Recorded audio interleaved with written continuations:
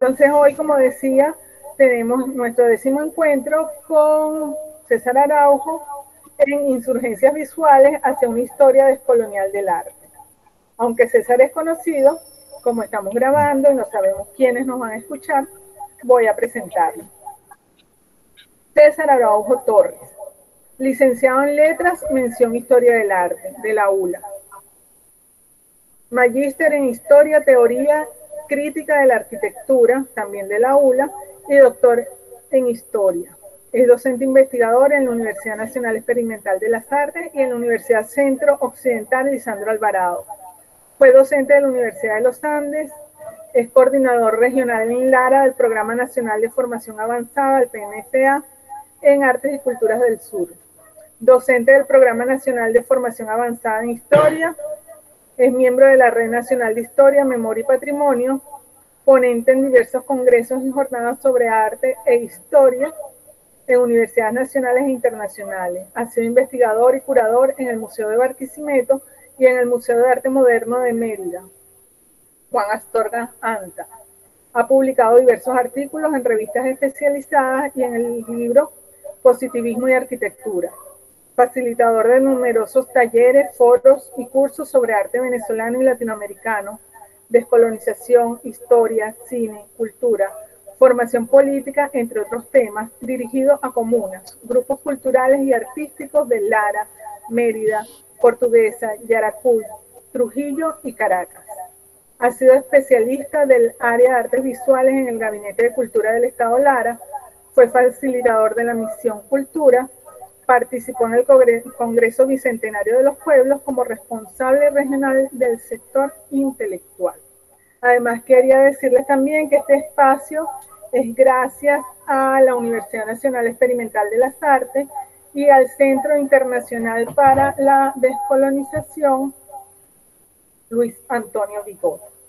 Y sobre todo a todos los que nos conectamos todos los jueves a las 4 de la tarde para compartir los diferentes trabajos de investigación que tenemos, no solamente los docentes de Unidad de Artes, sino otros intelectuales en el área de las estéticas insurgentes. Entonces, bueno, César, los micrófonos, el micrófono tuyo es tuyo. Gracias. Gracias. Bueno, gracias a ti, a todos, a Luis, a la UNEARTE, al Centro de Estudios para la Descolonización y a todos, sobre todo a todos los compañeros y compañeras que los jueves nos venimos conectando para escuchar las experiencias de diferentes investigadores que tanto nos han nutrido. Yo quería comenzar, bueno, aparte de agradecer, partiendo un poco de la reflexión en torno a la importancia de lo que vamos a conversar poco hoy, ¿no? Que tiene que ver con una historia descolonizada del arte, tema que surgió un poco, bueno, de años de investigación, pero sobre todo a partir de la tesis doctoral y de otros procesos formativos y reflexivos que hemos compartido en diferentes espacios. Pero esa reflexión quiero partirla desde la mirada de la importancia que tiene para nosotros. A veces no nos damos cuenta de la importancia que tiene para nosotros las imágenes, el hecho de las imágenes. Yo siempre he partido del hecho de que somos seres simbólicos, somos animales simbólicos. Nosotros nos configuramos a partir de imágenes. Y esas imágenes nos determinan nuestra mirada del mundo, tanto del mundo que observamos como del mundo que imaginamos, ¿no? que nos configuramos. Entonces, esa importancia de las imágenes es determinante para entender lo fundamental de comprender una historia de las artes, sobre todo de las artes visuales, desde una mirada distinta, lo cual creo que es necesario. Nuestros procesos visuales, nuestra historia del arte, sobre todo en Venezuela, fue escrita, bueno, desde mediados del siglo pasado, quizá un poco antes, pero es necesario descolonizarla, revisarla, replantearla desde nuestras miradas, y miradas otras, puesto que en su gran mayoría, cosa que no es exclusivamente el problema nuestro, sino también ocurre con otros países similares, ¿no?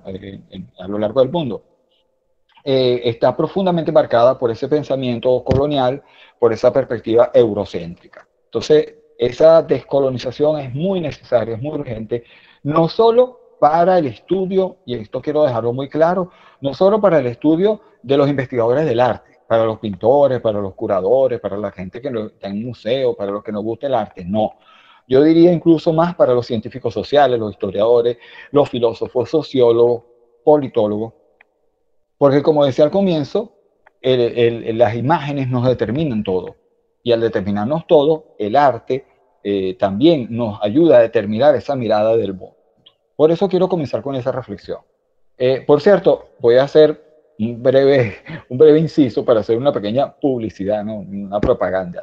Próximamente lo conversaba ayer con el profesor Pellicer, vamos a lanzar un diplomado. Entonces, para que estén pendientes, no voy a adelantar mucho ahorita, pero a través de la Universidad Nacional Experimental de las Artes vamos a lanzar un diplomado. Hasta ahora se llama Historia Descolonizada del Arte Venezolano y Latinoamericano. Entonces, bueno, para que estén pendientes, cuando salga por ahí, es porque ya lo tenemos lanzado, ¿no?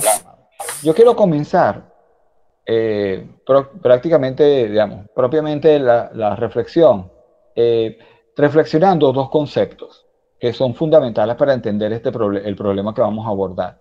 Primero, rápidamente, el concepto de arte, ¿verdad? Es un concepto que todos sabemos que es un concepto polémico, un concepto que da para mucha discusión y daría para miles y miles de horas de discusión y probablemente, muy probablemente, nunca lleguemos a una conclusión finita sobre el problema del concepto de arte. Pero quiero problematizar a partir de ese concepto, para entender un poco esa historia descolonizada del arte. En principio porque todo concepto de arte es un concepto eurocéntrico, que fue creado a partir del surgimiento de lo que Enrique Dussel llama la modernidad. Dussel habla del surgimiento de la modernidad en 1492, ¿no? Cuando llegan las invasiones europeas a este continente. Sin embargo, esa idea de arte estaba previamente visualizada en la sociedad europea.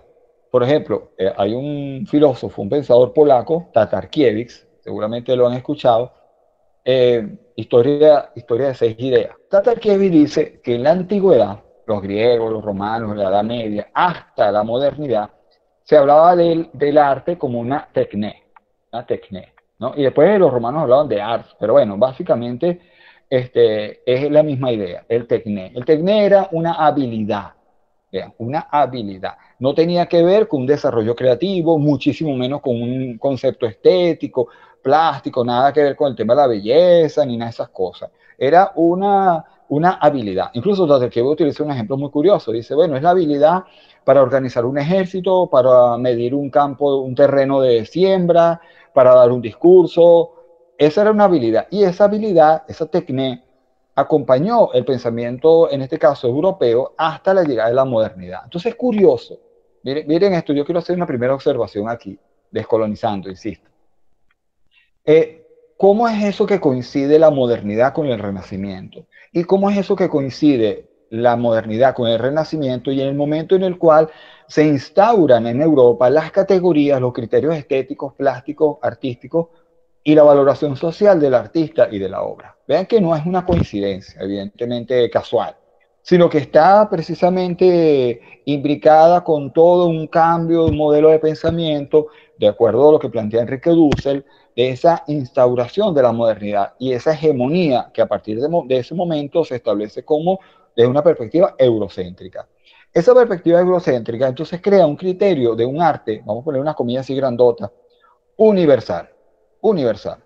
Ese arte universal establece criterios clasistas, sexistas, racistas, pero también capitalistas, ¿no? Es decir, desde el punto de vista de la mercantilización de la obra de arte. Es decir, ese establecimiento de esos criterios fijan quiénes dicen qué es y qué no es una obra de arte.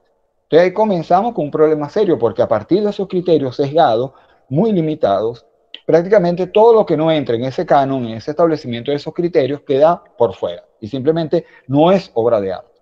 Fíjense una cosa, normalmente la gente cuando pregunta sobre qué es arte, pregunta si esa cosa que está allí, ese objeto que está allí, es o no una obra de arte.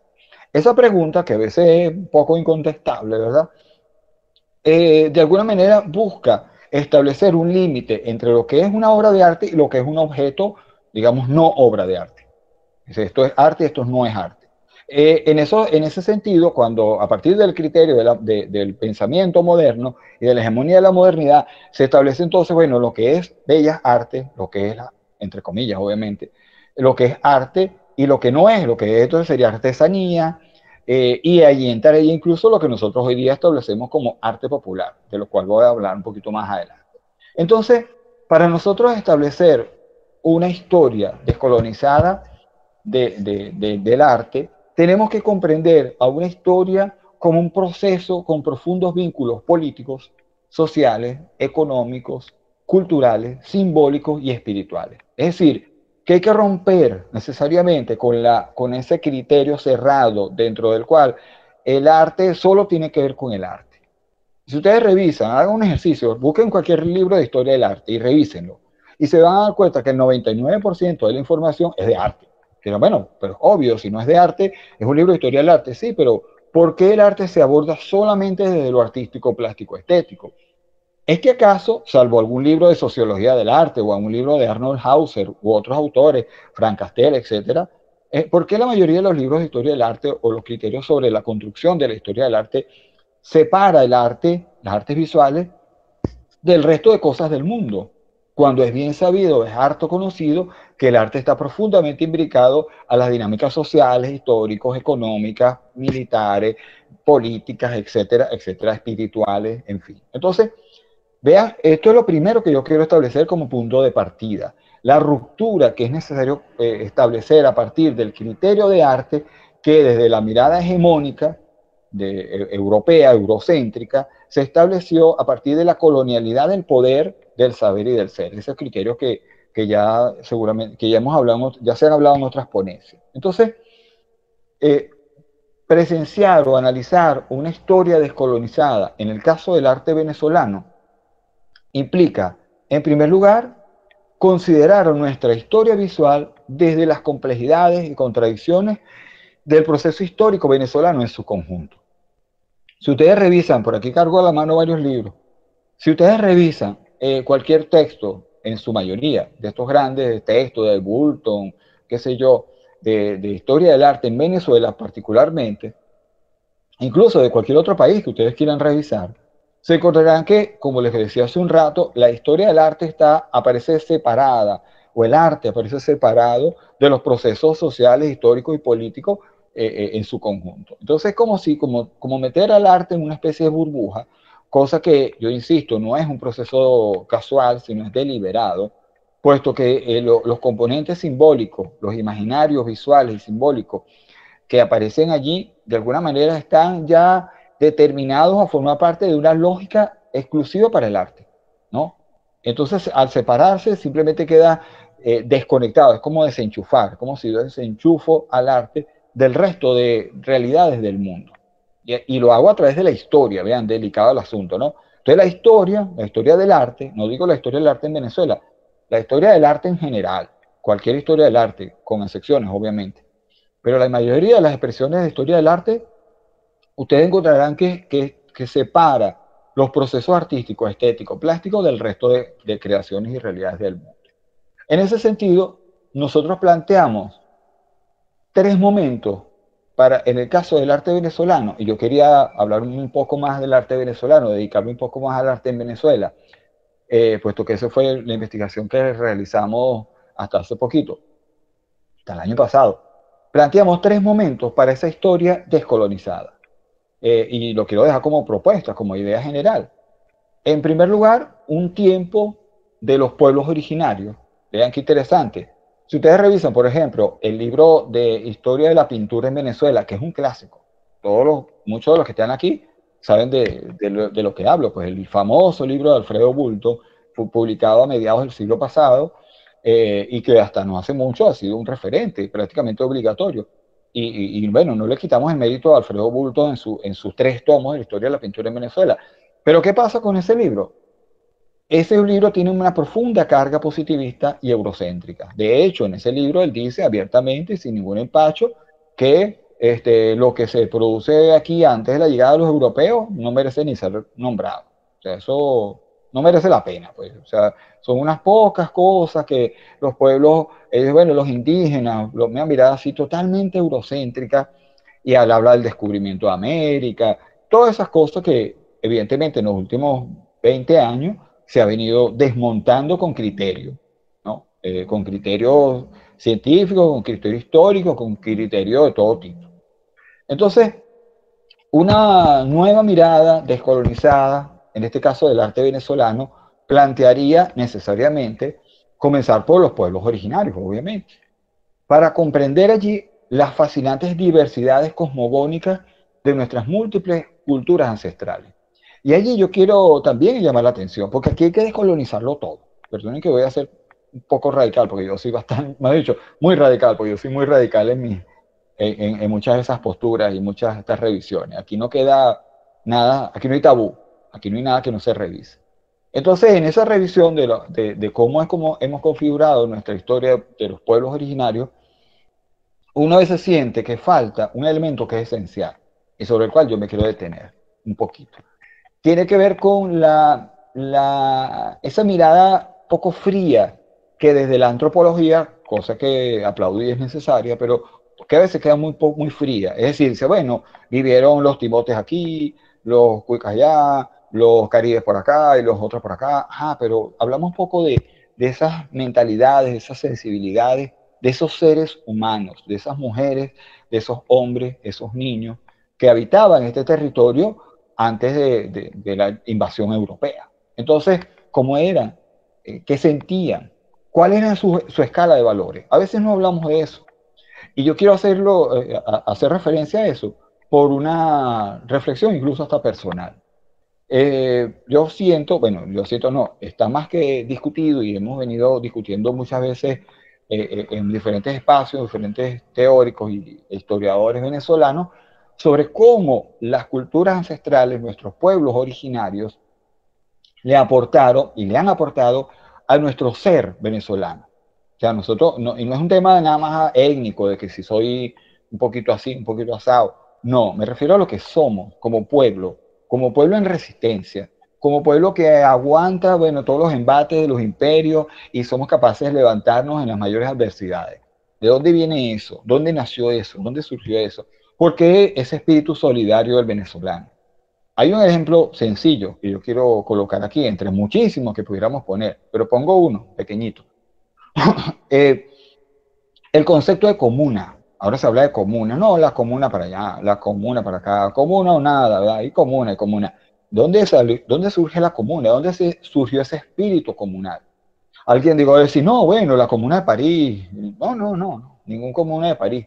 Nuestros pueblos ancestrales tenían ya en su modo de vida, no le llamaban comuna, obviamente, pero en su dinámica, eran pueblos con una dinámica comunal, eran pueblos comunales, eran comunidades donde existía lo que después nuestros campesinos, y yo lo viví de niño, de joven con mis padres, digamos, mantuvieron o rescataron.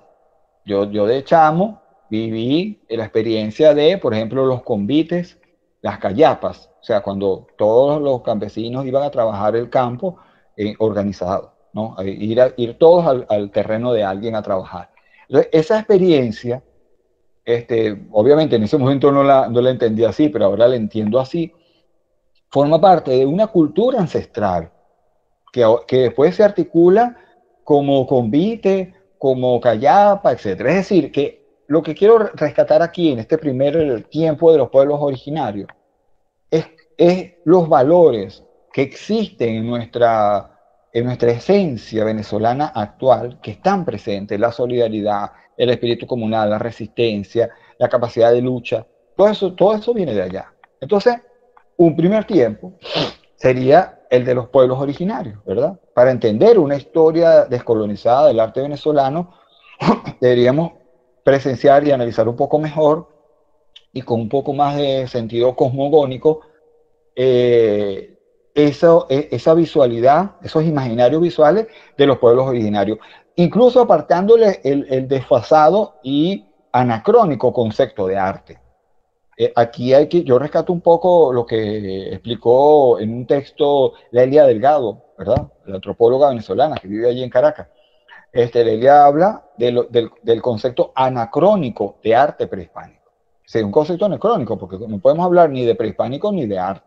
Entonces, hay que desmontar muchos elementos que todavía persisten y existen en nuestro lenguaje, en nuestros libros, en nuestros modelos de enseñanza, que todavía los seguimos reproduciendo. Pendiente con eso. Un segundo elemento sobre el cual quiero llamar la atención es de la colonialidad, yo lo llamo el tiempo de la colonialidad cristiana, que corresponde a la llegada, a la invasión europea y que llega prácticamente hasta el siglo XIX. Allí yo quiero destacar un elemento, podría destacar varios, pero para no exagerar el tiempo, voy a tratar de ser sintético en los ejemplos. Un elemento fundamental es la pintura colonial. Y aquí voy a ser muy duro, muy firme, ¿no? Aquí asumimos que la pintura colonial es la expresión visual ideológica de la dominación invasora, del europeo invasor. Y esto lo digo con esa firmeza, de esa manera, porque incluso muchos de los libros que nosotros estudiamos hoy, siglo XXI, sobre la pintura colonial, se hacen desde la fe. Ojo, yo respeto la fe de las personas que quieran tenerla y eso se respeta. Pero una cosa es tener fe y hacer un libro de pintura colonial desde la fe, ¿sí? Entonces hay un seguimiento, hay un apego hacia las imágenes religiosas y otro hacerlas de la mirada descolonizada investigativa.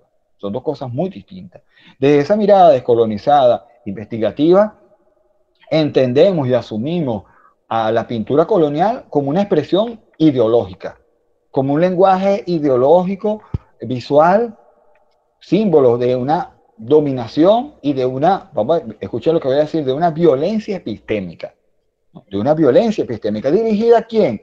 Dirigida, en primer lugar, a los pueblos originarios ancestrales que estaban acá, ¿verdad? Es decir, es el sometimiento a través de las imágenes. Y ya voy a poner un par de ejemplos. Si les parece un poco fuerte lo que digo, les voy a poner dos ejemplos para ver si con esto me explico mejor. Es el sometimiento a través de las imágenes. Pero también ese sometimiento se establece con varios elementos. Quiero poner dos ejemplos. El primer ejemplo tiene que ver con el tema de los purgatorios. Los purgatorios. Hay varios temas recurrentes en la pintura colonial, no solo venezolana, sino americana, y está, por supuesto, el tema de los purgatorios. En Venezuela, en el territorio actual venezolano, varios pintores desarrollaron el tema del purgatorio. El pintor del Tocuyo, en diferentes tiempos. El pintor del Tocuyo, José Lorenzo Alvarado de Mérida, en la Escuela de los Landaeta en Caracas, Juan Pedro López, ¿sí? En Caracas, aunque ese cuadro lo hizo para Margarita. Es decir, que prácticamente todo el territorio actual venezolano, distintos pintores en diferentes momentos hicieron el tema del purgatorio. ¿Por qué? Porque el tema del purgatorio implica el discurso del miedo, ¿no? Atemorizar, asustar, ¿no? Entonces, el hecho de atemorizar, de asustar, forma parte de la doctrina ideológica y del pensamiento dominante de la hegemonía cristiana. Yo entiendo que a veces esos temas son un poco espinosos digamos, pero estamos aquí hablando de manera descolonizada. Y el segundo ejemplo, que yo traje varios libros, pero no sé cómo mostrarlos aquí. Si no, les dejo mis redes y yo les puedo mandar algunas imágenes para que lo visualicen como yo se los estoy tratando de explicar. Hay un ejemplo, que ese sí voy a tratar de sacarlo de un libro aquí, aunque sea para mostrarlo aquí en la camarita, ¿no? Y se los puedo mandar en otro momento, que es el tema de las vírgenes. Las vírgenes. Todos sabemos, y de una mirada descolonizada y crítica podemos decirlo, que la creación del imaginario mariano en América tuvo que ver con una adecuación desde el punto de vista ideológico del adoctrinamiento que se impuso en este continente sobre las deidades, ¿no?, que existían en estas tierras, que eran fundamentalmente deidades femeninas y deidades de la tierra. de la Pachamama, ¿verdad? Por eso es que se crean las imágenes. Hay una famosa virgen, se llama Virgen del Cerro, búsquenla por internet, metan en Google Virgen del Cerro, Cochabamba, Bolivia, en Bolivia. Y van a ver una virgen metida en un cerrito, así, tal cual, metida en un cerrito. Esa es una virgen de los primeros tiempos de la colonialidad cristiana y tiene que ver precisamente con un intento de parte de los invasores españoles por adoctrinar a partir de la imagen mariana vinculando a la Virgen María con la Pachamama. Eso no es casual. Por eso es que aquí tantas vírgenes en este continente, digo. No sé si ustedes se han dado cuenta que en todas partes apareció una virgen, en Guanare, en Maracaibo, por allá, por acá, en todas partes aparecía una virgen. Y esa intencionalidad de la aparición de imágenes marianas tiene que ver fundamentalmente con ese principio de adecuar a este territorio todo ese ideario mariano y católico. Pero yo quiero mostrarles una imagen. Voy a ver si hago un ejercicio aquí, perdone. Voy a hacer un atrevimiento aquí, poniendo una cosa aquí. La Virgen de la Luz, Nuestra Señora de la Luz. Resulta que Juan Pedro López, ese gran pintor de la época de la colonia, él pintó en un momento determinado una imagen, una advocación de la Virgen, que se llama Nuestra Señora de la Luz. En ese tiempo en que Juan Pedro López pinta esa Virgen, surgió en Europa, en Italia específicamente, toda una discusión sobre esa Virgen. Esa Virgen aparece, la voy a describir y después la voy a poner aquí, esperando que se vea aquí, más o menos como esta mano que estoy poniendo aquí. Esa Virgen es una Virgen erguida, pues parada, que aparece tomando de la mano, agarrando así a un joven para sacarlo, hablando del purgatorio, para sacarlo del purgatorio, sacándolo. Si ustedes revisan las imágenes del purgatorio, a las cuales hice referencia hace un segundo, ustedes verán que aparece arriba la Santísima Trinidad, las tres divinas personas, Padre, Hijo, Espíritu Santo. Luego aparece en el medio, usualmente, la Virgen María, ¿no? Ahí estamos colocando Rosilaima, gracias, Rosa. Entonces, en un plano, en una especie, en un segundo renglón, por llamarlo de alguna manera, aparece la Virgen María. A veces aparece, como hizo José Lorenzo Alvarado, el de Mérida, lo hizo con la Virgen del Carmen, pues con un escapulario y todo aquello. Ajá, pero aparece de diferentes maneras la Virgen. ¿Pero qué está haciendo esa Virgen en los purgatorios? Está intercediendo. Escuchen la palabra, intercediendo. Es decir, es una Virgen misericordiosa, es una madre, al fin y al cabo, ¿verdad? Una madre misericordiosa, es una madre que intercede ante hasta Dios Padre, Dios masculino, ojo, pendiente con eso. Ante el Dios masculino, yo, madre, intercedo para que ayude a las personas que están abajo penando, ¿verdad? En el purgatorio, ardiendo en el fuego del infierno. Ella aparece allí y esa es un poco la imagen del purgatorio, ¿verdad? De todos los purgatorios. Yo, como les digo, si quieren después les comparto algunas imágenes de esas que les he mencionado. Pero particularmente la Virgen de la Luz es una Virgen muy extraña, porque aparece ella, diríamos hoy en día, empoderada. He usado una palabra de moda. Empoderada. Es una Virgen empoderada. ¿Por qué? Porque aquí no sale intercediendo ante nadie. Ella saca al muchacho. Ella mete la mano y saca. Tiene el poder, ella, de sacar, miren, así, de jalarlo y sacarlo del purgatorio, donde está ahí penando. Eso para la iglesia, para la doctrina dogmática de la Virgen, es una aberración. Entonces ordenaron, escuchen esto, ordenaron desde Italia a todas las colonias y a España, a todo el mundo que hiciera Virgen de la Luz, que la cambiara. Tuvo entonces Juan Pedro López, el pintor colonial que les acabo de mencionar, que pintarla. Ahí Rosario me está poniendo una, pero no sé cuál de las versiones es, porque tuvo que hacer varias. Tuvo que repintar algunas, repetir a otras y a otras las dejó así. Y se quedaron así. Entonces, están las dos versiones de la Virgen de la Luz. Pero es una Virgen interesante porque nos habla de una sociedad machista, sexista, terriblemente machista. ¿Por qué? Porque ¿cómo es posible que la Virgen iba a tener el poder, ella, de salvar un alma y no de interceder, ay, por favor, ayude, sino de ella interceder? Entonces, vean, voy a hacer un ejercicio aquí, no sé si funciona, a ver. Si no funciona, bueno, yo les prometo que les mando la imagen. Aquí se ve, ¿verdad? Esta es la primera versión. aquí se ve, sí se ve más o menos. A ver, aquí en esta parte ustedes ven que ella está agarrando, aquí, perdón, aquí se ve mi dedo, ajá. Aquí se ve ella agarrando a un muchacho y sacándolo con su mano, ¿no? Pero, de manera, aquí está otra vez, mira, aquí está otra vez, aquí está otra. A ver, ajá, ahí se ve más o menos, ¿verdad? Ok, pero ven acá esta versión, la cosa no acaba aquí. De repente, y como por arte de magia, esos cuadros comenzaron a hacerse así, ¿no? A ver si se ve. Aléjala un Ajá, ahí está. poquito, César. Aléjala un poquito. Eso, ahí.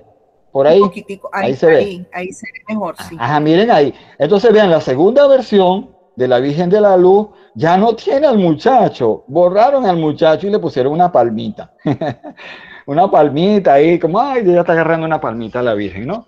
La Virgen aparece con una palma en la mano y ya no está el muchacho. ¿Qué le pasó al muchacho?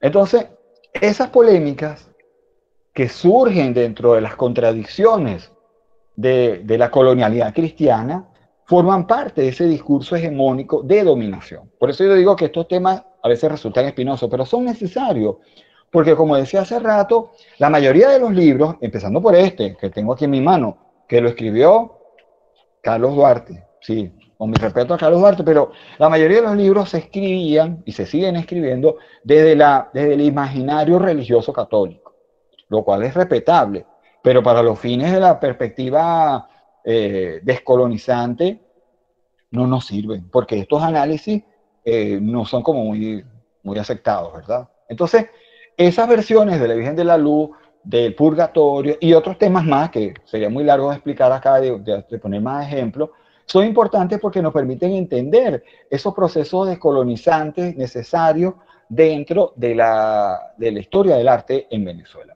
Y un tercer momento que no puedo dejar por fuera es el tiempo, yo lo he llamado así, los tiempos de la colonialidad liberal. Vean cómo yo les puse. Que por cierto, Armando González, conocido aquí, amigo y hermano de muchos aquí, él me asesoró y él fue, algunas de esas expresiones las inventó él en las conversas extensas mías con Armando. Amanecíamos casi hablando y salían esos nombres. Entonces, los tiempos o sea, que le doy la fuente. Entonces, esos tiempos de colonialidad liberal comienzan ¿cuándo? En Venezuela, con la conformación del nacionalismo a través de las representaciones visuales. Ahí hay dos ejemplos importantes. El pintor Juan Lovera, pintor patriota, ¿verdad? Que pintó sus cuadros fundamentales a partir de los años 30 del siglo XIX, 1835, por ahí, que pintó el tumulto del 19 de abril, el 5 de julio, los retratos, etc. Y un pintor de acá cerca, de Yaracuy, Carmelo Fernández. Estos pintores de alguna manera comenzaron a vislumbrar un imaginario visual del nacionalismo venezolano. Y aquí se presenta un fenómeno interesante, también desde una mirada descolonizada, insisto. Comienza a presentarse un giro desde el punto de vista ideológico o epistémico hacia una manera nueva de entender la nacionalidad. Se sustituyen los referentes ideológicos, ya no son los ideales del catolicismo, sino comienzan a aparecer los héroes. Eso no lo inventamos nosotros, por supuesto. Eso viene del mismo discurso del nacionalismo europeo, ¿verdad? Y del academicismo francés. El academicismo francés, que utiliza esos grandes referentes, ¿verdad? De Jean-Louis David, de Bouguereau y todos ellos utilizan a Napoleón y no sé qué. Bueno, nosotros ponemos a Bolívar, a Miranda, y utilizamos nuestros referentes. Y si algo tenemos aquí es historia, ¿verdad? Que contar. Entonces, comienza entonces todo un proceso desde el punto de vista del discurso del academicismo extraordinario, pero muy particular porque es copiando los referentes franceses con lo bueno y lo malo. Martín Tovar y Tovar, Arturo Michelena, Cristóbal Rojas, Antonio Herrera Toro, por mencionar los más importantes. Ese proceso, esa colonialidad liberal, es fundamentalmente es la utilización del referente del academicismo francés, pero con sus limitaciones. Así como en Europa hubo un agotamiento del academicismo francés hacia los años 70 del siglo XIX, ¿verdad? Que dio paso al impresionismo, ¿verdad? Que eran el salón de los rechazados, ¿se acuerdan? Entonces, así mismo pasó en Venezuela cuando, sobre todo luego que muere Arturo Michelena, 1898. Cuando muere él, ya la cosa empezó como a resquebrajarse. A comienzos del siglo XX, en Venezuela, ya había como un deseo de buscar otras maneras de pintar. Y es cuando surge unos muchachos que yo digo que son fascinantes. Yo estoy enamorado de esa generación, de esa postura, de esa nueva mirada del mundo, como fue la generación del Círculo de Bellas Artes, que surge en Venezuela en 1912. Ahora, ¿qué se ha dicho del Círculo de Bellas Artes? Yo creo que uno de los investigadores que mejor han dibujado, descrito y explicado al Círculo de Bellas Artes ha sido Juan Calzadilla, por supuesto, maestro Calzadilla. Yo creo que hay que leerlo y hay que volver a él cada vez que queramos pensar en el Círculo de Bellas Artes.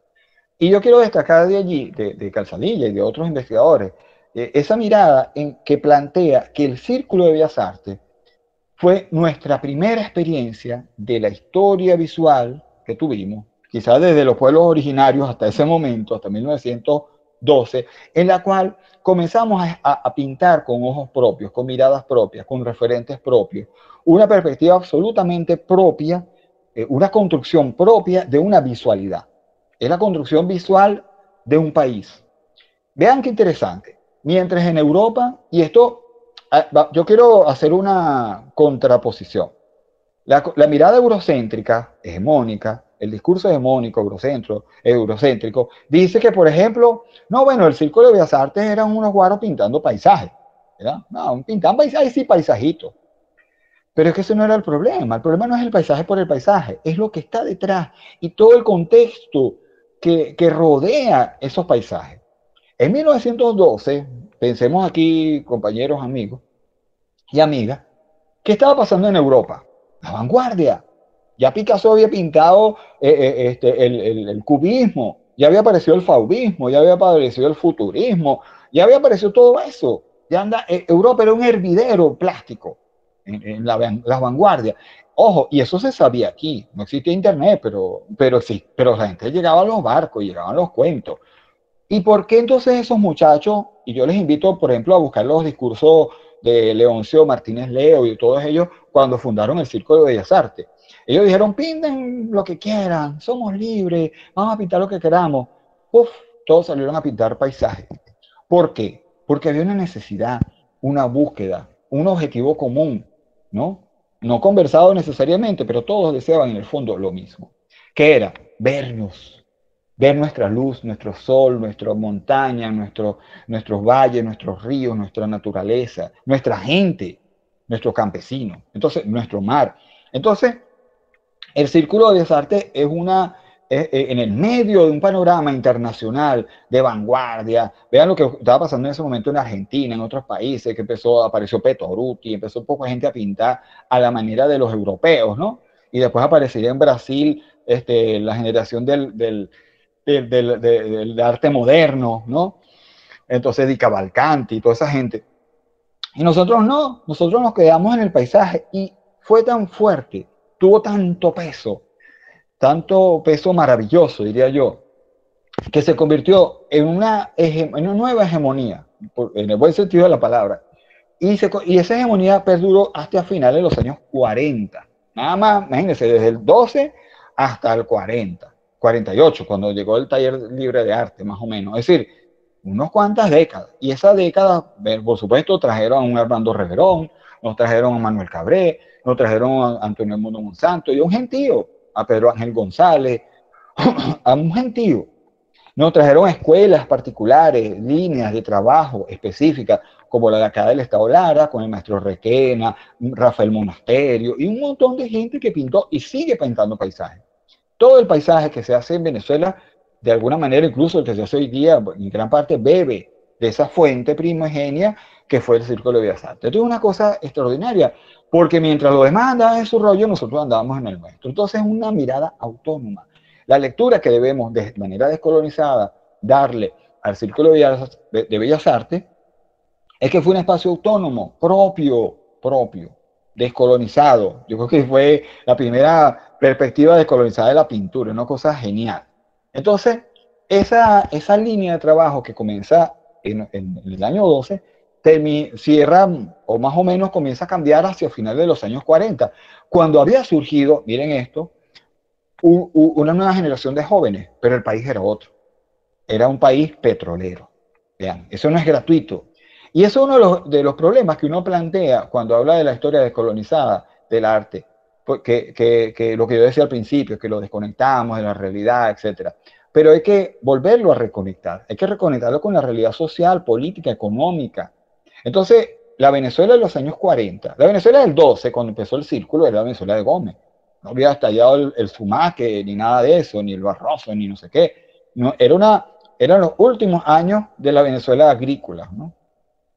Pero la Venezuela de 1948, cuando ya entra en conflicto los jóvenes artistas con el paisaje y se presentan esos grandes debates en torno a la pintura, era otra Venezuela, era la Venezuela petrolera. Entonces, esa Venezuela petrolera era, por supuesto, estaba profundamente influenciada, profundamente marcada por lo que pasaba en Europa, lo que pasaba sobre todo en Estados Unidos, ¿verdad? Estaban aquí instaladas las transnacionales, Venezuela estaba, bueno, totalmente, vamos a decir, invadida de una influencia cultural norteamericana, claramente, ¿verdad? Entonces, la nueva burguesía, esa burguesía dominante, la hija de Tabarato Dame II, la de la Venezuela petrolera, lo que se bebían los petrodólares, no el pueblo, sino lo que se estaban bebiendo los petrodólares, a ellos no les hacía mucha gracia eso de los paisajitos. Vamos a estar claro, yo lo hablo así clarito. No les hacía mucho chiste eso de los paisajitos. Era más chévere, bien, como lo voy a decir así, era más chévere el abstracto, ¿verdad? El cinetismo, la cosa europea, tú sabes, del primer mundo, de la cosa del avant-garde, la cosa europea, francesa y norteamericana. Por eso es que en Venezuela comienza a finales de los años 40, principios de los 50, el mismo Estado comienza a upar. Claro está, tampoco le quiero quitar todo el crédito a los artistas. Había una nueva generación de artistas que vivió a París, que bueno, conocía las nuevas tendencias y obviamente quería pintar otras cosas. Pero dentro de esa dinámica también había un Estado petrolero que quería mostrar a una Venezuela del primer mundo. No solo nada más en autopistas, recuerden, eran los años de Pérez Jiménez, las autopistas, los edificios, y para de contar. Todos sabemos a qué me refiero cuando digo esto. Pero también era la visualidad, era el arte. Entonces, esas montañas bucólicas con casitas y no combinaba para ellos de su perspectiva eurocéntrica y norteamericana y aburguesada el cinetismo. Por eso es que el cinetismo en Venezuela tiene tanta fuerza, ¿verdad? Esas cosas a veces no se dicen, pero bueno. Entonces, esas polémicas que se generaron en los años entre 1948 y 1958, ya voy a cerrar, se presentan unas polémicas muy fuertes. Pero es el primer momento en el cual en Venezuela se da un gran debate sobre arte. En Venezuela. No se había dado un debate profundo en Venezuela sobre el arte hasta 1948 más o menos. Cuando Miguel Otero Silva, Alejandro Otero, César Rengifo, después se pegó se unió a la pelea nada más y nada menos que Marta Traba. O sea, se metieron en una pelea y se encarnizaron. Es fascinante. La Galería de Arte Nacional sacó hace unos años un libro recogiendo las polémicas del arte venezolano. Es bellísimo ese libro y es encantador y es un poco hasta, perdónenme la palabra, es hasta gracioso, ¿no? Porque uno ve las peleas y ve que, oye, era una cosa fuerte. Hoy nosotros decimos, ay, estamos en un país polarizado, hoy en día, no sé qué. Digo, no, mi hijo, léase la prensa de los años 40. Era una cosa fuerte y sobre el arte. Entonces se decían, bueno, Barriga Verde y Rabo de Cochiro. Entre los que defendían el libro, ¿cómo es? Polémicas del arte venezolano, algo así, grandes polémicas del arte venezolano. Lo tengo en mi mente porque es un libro amarillo. Estoy aquí en la biblioteca y si lo veo, lo enseño. Pero bueno, es un libro amarillo grande, ¿sí? Del arte venezolano. Entonces, ese libro se debe conseguir, no lo he visto nunca en digital, pero en las librerías de la GAN se deben conseguir.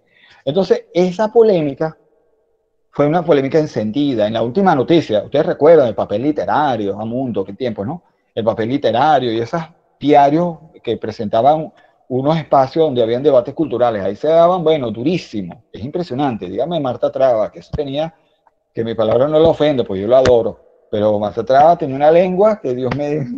que es terrible, ¿no? Muy fuerte. Era una mujer de una fuerza extraordinaria. Entonces, esos debates alimentaron al arte y generaron desde el punto de vista de muchos, una salida, digamos, intermedia, una especie de pacificación, entre comillas, que fue la nueva figuración. A partir de los años 60, finales de los 50, cuando aparece la nueva figuración, hay como se le baja un poco el tono, porque dicen, bueno, no tiene que ser o abstracción o figuración. O sea, no tiene que haber dos puntos contradictorios. Puede haber una especie de punto intermedio, que es la nueva figuración, y después el informalismo. Después llegaron los años 60. Bueno, para redondear un poco el cuento de la colonialidad liberal, luego vienen los años 60, ¿verdad? Del siglo XX, pero ocurre algo interesante en los años 60. Y desde esta mirada descolonizada, insistimos, hay que poner un ejemplo extraordinario, que fue el caso del Techo de la Ballena. A mí me ha llamado mucho la atención el Techo de la Ballena, ese grupo extraordinario, del cual apenas el profesor Calzadilla y no sé qué otro por ahí está vivo, casi todos han fallecido ya. No hace mucho murió Edmundo Aray, ¿verdad? Que también formó parte del Techo de la Ballena. Pero entonces, el Techo de la Ballena surge en 1961, más o menos, luego de la experiencia de Sardio y todo aquello. Pero el Techo de la Ballena fue un grupo, como muchos de ustedes saben, extraordinariamente fuerte, virulento, con unas exposiciones, la de Carlos Contramaestre, de homenaje a la necrofilia, donde puso excrementos y puso a carne podrida, y llegó la sanidad, se me cayó la cédula, llegó la sanidad a cerrarlo y todo aquello. Es decir, era un grupo que hacía del escándalo una afrenta contra la burguesía y contra los grupos que habían dominado los museos, y hago así el gesto, ¿verdad? Que el Museo de Bellas Artes, con toda la expresión de Bellas Artes, era una especie de espacio elitesco, hegemónico. Entonces ellos le metieron dinamita a todo aquello, hicieron una confrontación con eso. Pero, ¿por qué lo menciono y me detengo aquí? Porque ocurre un fenómeno del cual no se habla mucho. El profesor Calzadilla sí lo dice, pero no se habla mucho. Y desde esta mirada descolonizada tenemos que reflexionarlo. Es el hecho que el Techo de la Ballena se disuelve, no, cada quien coge por su lado a partir de los años 68, 69. Empiezan a hacer cada quien cosas distintas. Se separa, pues, como grupo. Y de manera misteriosa, amigos y amigas, se deja de mencionar el Techo de la Ballena en cuanto catálogo, texto, exposición o cosa vinculada al arte existe en Venezuela. Se lo tragaron la tierra, lo negaron, lo invisibilizaron de una manera espantosamente terrible. Apenas Ángel Rama, por cierto, el esposo de Marta Traba, publicó un catálogo por ahí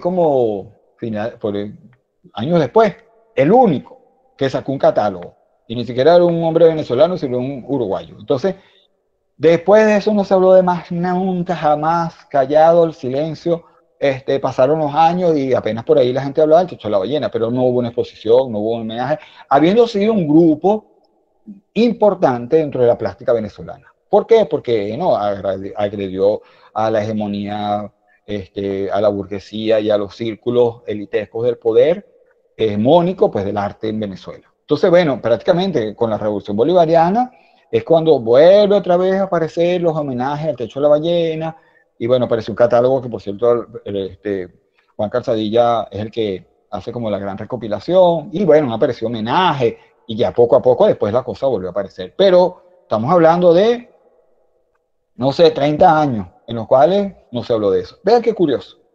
Entonces, para cerrar el cuento ya de la colonialidad liberal, en los 70 hay fenómenos muy interesantes que tampoco son, digamos, colocados en su justa dimensión, como fue, por ejemplo, el surgimiento del dibujo y de las artes gráficas como expresión artística propia. Aquí seguramente en este grupo conectados hay varios artistas plásticos y ellos me darán la razón. Es decir, el dibujo era hasta prácticamente los años 70 del siglo XX una especie de segundón, de cosa secundaria. Jamás pensar que un dibujante se iba a ganar un premio nacional. Entonces comienza en los 70 y las artes gráficas, la experiencia del taller de artes gráficas, el TAGA, entonces comienzan a aparecer talleres, comienzan a aparecer experiencias, premios, salones, hay cuando aparece Régulo, Zapata, los caricaturistas, es decir, hay como nuevas maneras de entender el arte en los 70. En los 80 los salones tienen gran peso, ¿verdad? Pero comienza poco a poco, desde los 90 hasta el día de hoy, a aparecer las grandes contradicciones del arte contemporáneo, contradicciones que se mantienen hasta el presente, ¿no? Y yo voy a cerrar ahorita hablando de esas contradicciones y haciéndoles una propuesta. Esos son los tres momentos que yo menciono dentro del proceso investigativo que realizamos: los tiempos originarios, de los pueblos originarios, los tiempos de la colonialidad cristiana y los tiempos de la colonialidad liberal. Porque, bueno, fundamentaban un pensamiento liberal de la hegemonía, sobre todo petrolera. Ahora, ya para terminar en la ponencia, hay un elemento dentro del arte actual y dentro de esa mirada descolonizada del arte, ya no hablo de la historia del arte, sino del propio proceso artístico, plástico, estético, que yo considero que es importante que lo visualicemos. En este grupo seguramente hay artistas, hay gente vinculada a las artes, seguramente, pero yo quiero visibilizarlo y lo he discutido mucho con mis estudiantes. Y esto que voy a compartir ahorita con ustedes, para cerrar, tiene que ver con un proceso que no es mío, sino colectivo. Lo íbamos construyendo en clase, con estudiantes, etc. Un poco un collage de cosas que hemos construido con los estudiantes de la UNEARTE, de la UCLA, de muchos espacios, de talleres, en fin. Vean las contradicciones que se presentan en la actualidad en el arte hegemónico mundial, que impactan, por supuesto, en la realidad del arte hoy día, desde una perspectiva descolonizada. Yo hice un ejercicio con mis estudiantes, o hice varias veces un ejercicio en el cual caracterizamos al arte actual. Decimos, ¿cómo es el arte actual? ¿Cómo consideras tú que es el arte actual? Entonces sacamos varios elementos que yo quiero reflexionar brevemente. El primero tiene que ver con la intelectualización. Sobre ello habla, por supuesto, por cierto, Humberto Eco, ¿no? Humberto Eco dice que el arte actual, el arte contemporáneo, decía él, estaba tan intelectualizado, se tenía que defender casi que con una ponencia, que cuando tú veías la obra no hablaba por sí misma, ¿no? Es decir, que hay una profunda, y no es que el arte no se deba argumentar, sino lo grave del asunto es que el arte se ha convertido en una especie de espacio para supereruditos, ¿no? Supereruditos. Y yo soy historiador del arte, tengo 30 años en este rollo, y a mí todavía hay cosas que yo las veo y me quedo así como, y la gente me pregunta a los amigos, pues, que son de otras áreas, mira, ¿y eso es arte? Entonces yo siempre respondo lo mismo. ¿Tú qué crees? No, no es arte. Bueno, entonces no es. No, sí es arte. Bueno, entonces sí.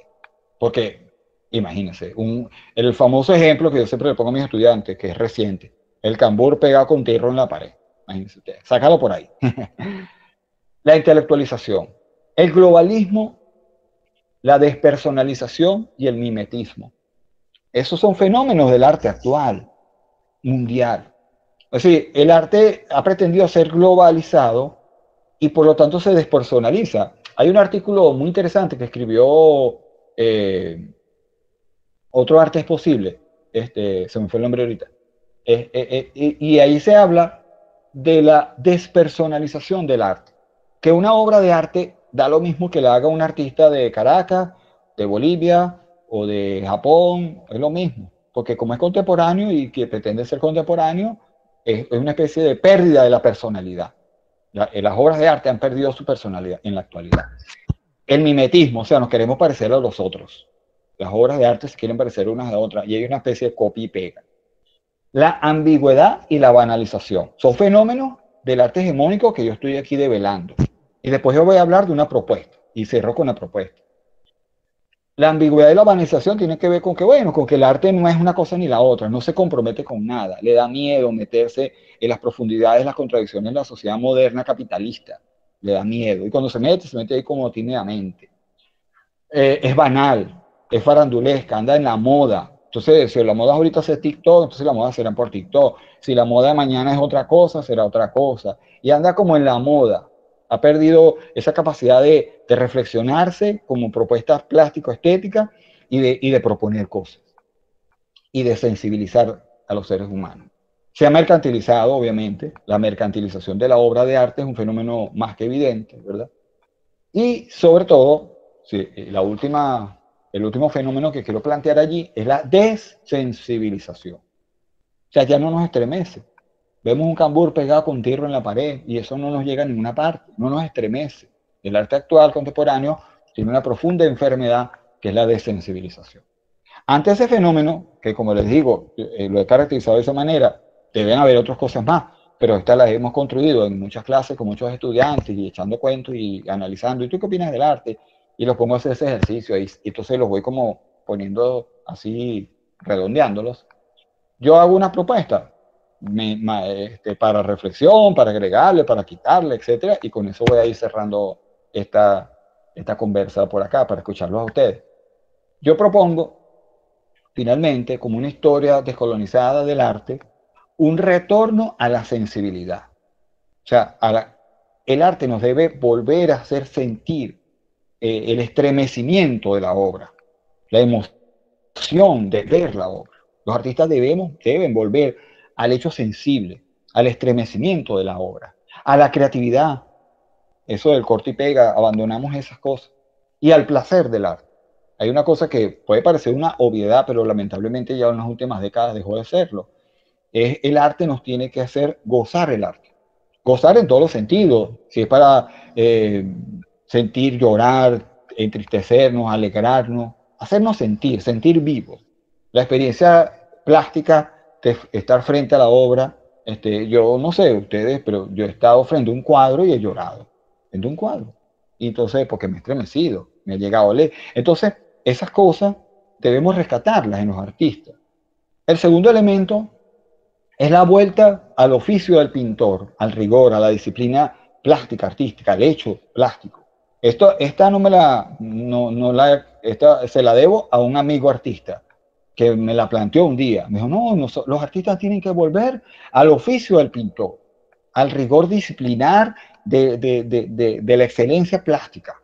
Porque ahora y un poco con esa especie de enfermedad que hubo con la llamada posmodernidad y esa etiqueta del todo vale, entonces bueno, ahora todo vale, yo vengo y hago una cosa aquí y ya esto está listo. Entonces esa falta de rigor ha afectado mucho al arte. En tercer lugar, reivindicar, y esto es interesante, reivindicar la subjetividad, lo regional y lo local, como parte del pluriverso. Yo lo planteo así. Es decir, reivindiquemos la subjetividad. Debemos volver a la posibilidad que digan, ahí está Rosy Daima, ahí está Luis, ahí está Esmi, ahí está Daniela, ahí está Marisa, ahí estoy yo, que soy de Cacute, ¿verdad? Que soy de Cabudare, ¿entiendes? Y cuando alguien ve, mira, esta obra es de un artista que es de Cumaná, y mira, ahí están los elementos de Cumaná. Es decir, hay que volver. No es un chauvinismo, es un regionalismo orgulloso. De decir que eso es lo que nos diferencia, esa es la fascinación de la diversidad. Pero es que si todas las obras se parecen, si yo pinto, yo vivo en Sanare, y es lo mismo que si yo estuviera pintando en Sanare y hago una obra o realizo una obra de arte como si la estuviera haciendo en Nueva York, pues no tiene chiste. Entonces reivindicar esa subjetividad, reivindicar el orgullo de lo local, de lo regional, y como yo lo digo, como parte de un pluriverso, ya no del universo, porque no pretendemos hegemonizar, sino pluriversalizar, es decir, sentirnos parte de una fascinante diversidad cultural, artística en este caso, que es necesaria. Luego, planteo dos elementos más. Una, la libertad real frente a las imposiciones del mercado y las modas. Esta es un poquito difícil, esta está fregada, porque los artistas dicen, coño, pero yo quiero vender mi obra. Ajá, pero hay que reivindicar la posibilidad de que yo, artista, yo quiero pintar es esto.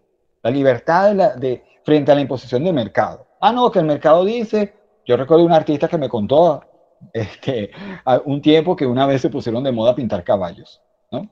Lo voy a decir así. Y todo el mundo empezó a pintar caballos y a vender caballos, y se vendían los caballos. Dibujar caballos, pintar caballos. Entonces, la gente empezó algunos artistas empezaron a pintar caballos porque estaba de moda pintar caballos. Pero si yo no siento la necesidad de pintar caballos, porque tengo que pintar caballos, para que se venda.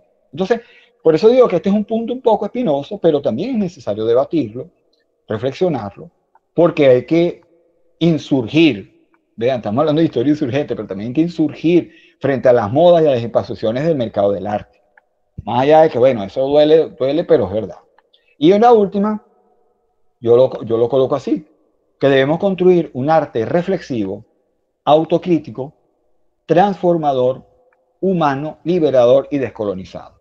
Entender que el arte es un medio para otras cosas también, no es un fin en sí mismo, igual que la cultura, el arte, las artes en general, no pueden ser vistas nada más como fines en sí mismos. O sea, yo pinto porque pinto, yo canto porque canto, bailo porque canto porque bailo y ya, y listo. No, también debemos entender que el arte es un medio para transformar realidades, sensibilidades, expresiones humanas. Y en ese sentido debemos elaborar una historia descolonizada de las artes que nos permita reencontrarnos con nuestras esencias, con lo que somos, como venezolanos, como humanos, como latinoamericanos, como parte de este planeta, pero que también sirva para construir nuevas miradas y nuevas realidades y logre descolonizar y transformar profundamente todo este planeta que es necesario hacer. Bueno, yo cierro aquí mi intervención, no sé, me pasé de tiempo, pero sí quiero escucharlos a ustedes, escuchar sus opiniones y sus comentarios. Después de escuchar toda esta exposición, me siento sumamente motivada y sensibilizada ante todo lo que planteaste. Además de que me siento orgullosa porque, bueno, yo fui tu profesora cuando recién que me inicié como docente en la ULA, porque el profe César es egresado de la ULA y de verdad que fue siempre un estudiante destacado. Me encanta que estemos en UNEARTE, bueno, pero para ir un poco al grano con respecto a esto, bueno, quiero destacar que de todo lo que, o sea, de todas las, vamos a decir así, los análisis desde la perspectiva descolonial, pues es la primera vez que veo este planteamiento, ¿no? El cual considero que debe ser expandido, o sea, debe ser de alguna manera estudiado en otros ámbitos, incluso de América Latina. Y lo digo porque yo lo hago desde la música, ¿no? O sea, recuerda que el área mía es la música, la musicología y la historia de la música. Y entonces, claro, yo también me he de alguna manera dedicado a descubrir y a desmontar pues todo lo que la música significó y ha significado a través de nuestra historia. Y sí considero que desde estos estudios históricos, artísticos, pues, y estéticos, como que hace falta crear un movimiento que sea un poco más fuerte. Es lo que yo planteo, ¿no? Lo que yo creo.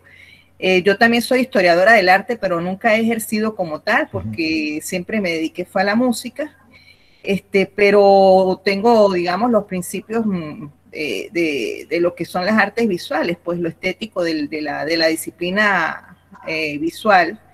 Y considero, César, que, o sea, hay que, claro, tú estás recién graduado, pero sí es muy importante buscar espacios donde esto sea más como mostrado a en otros ámbitos, pues como para animar a otros estudiosos a hacer este tipo de investigación y hacer este desmontaje que es muy importante porque como tú dijiste en tu introducción, lo visual nos marca porque somos semióticos, pues, o sea, vivimos de las significaciones, nosotros somos seres que vivimos de significaciones.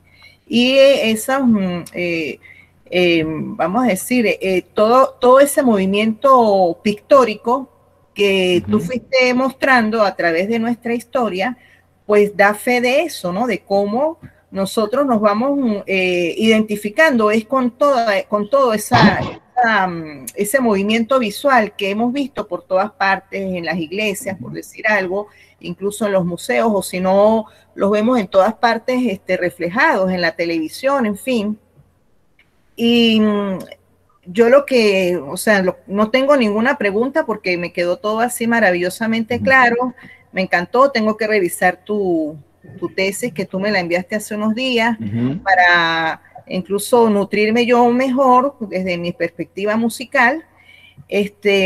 Pero sí hago como que te invito pues a que organicemos o organices pues algo donde esto se expanda un poco mejor, esta perspectiva que estás mostrando, que diste. Te felicito, me encantó, aprendí mucho, ese análisis me pareció excelente, me gustó, y bueno, eso era lo que te quería aportar, pues.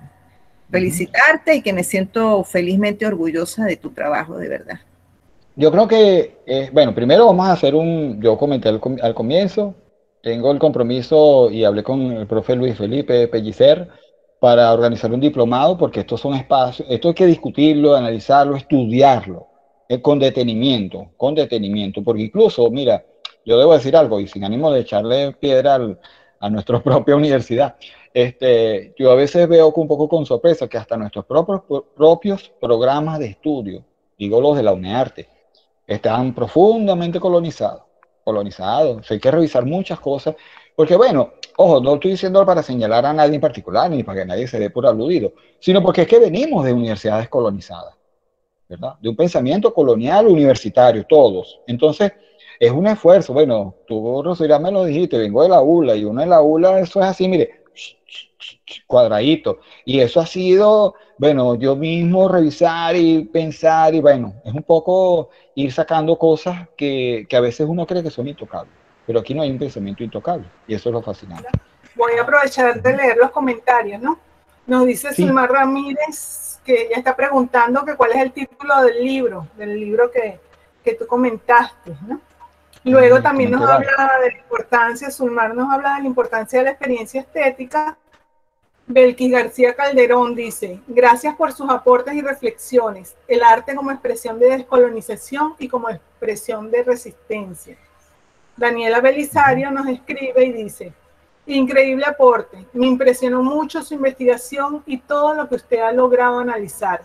El planteamiento me ha parecido alucinante y me ha volado la cabeza. Jeje, y esta charla me ha motivado.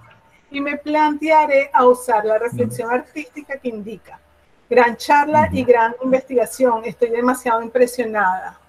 Sigue Belkis diciéndonos, ocurre en muchas universidades que los programas siguen colonizados. Si no, veamos los de estudios jurídicos. Y Joana también está pidiendo la palabra, Joana Cadena. Pero tenemos a Oscar Fabián, luego tenemos a Luis Felipe Pellicer y por tercero a Joana Cadena. Interesante la exposición, que vi la segunda parte. Pero hay una cosa que, fíjese, yo soy peruano y por afición, ¿no? La guitarra, yo desde muy pequeño, pues es otro tema, ¿no? Pero yo digo, fíjese, cuando usted dice de que, ya, o sea, yo veo un cuadro, o sea, me hace acordar a Ernesto Sábato, ¿no? En El Túnel, cuando la muchacha se queda frente a un cuadro, o sea, yo creo que eso tendría que ser algo espontáneo, razonado, digo yo, tendría que ser algo, si yo digo así, no, por ejemplo, el amor. ¿Qué es el amor? El amor de un pueblo a Chávez, ¿no?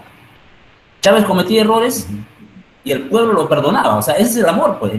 Yo creo que es el problema de perdonar, ¿no? Entonces ahí hay un sentimiento real, o sea, ya superó lo racional si quiere, ¿no?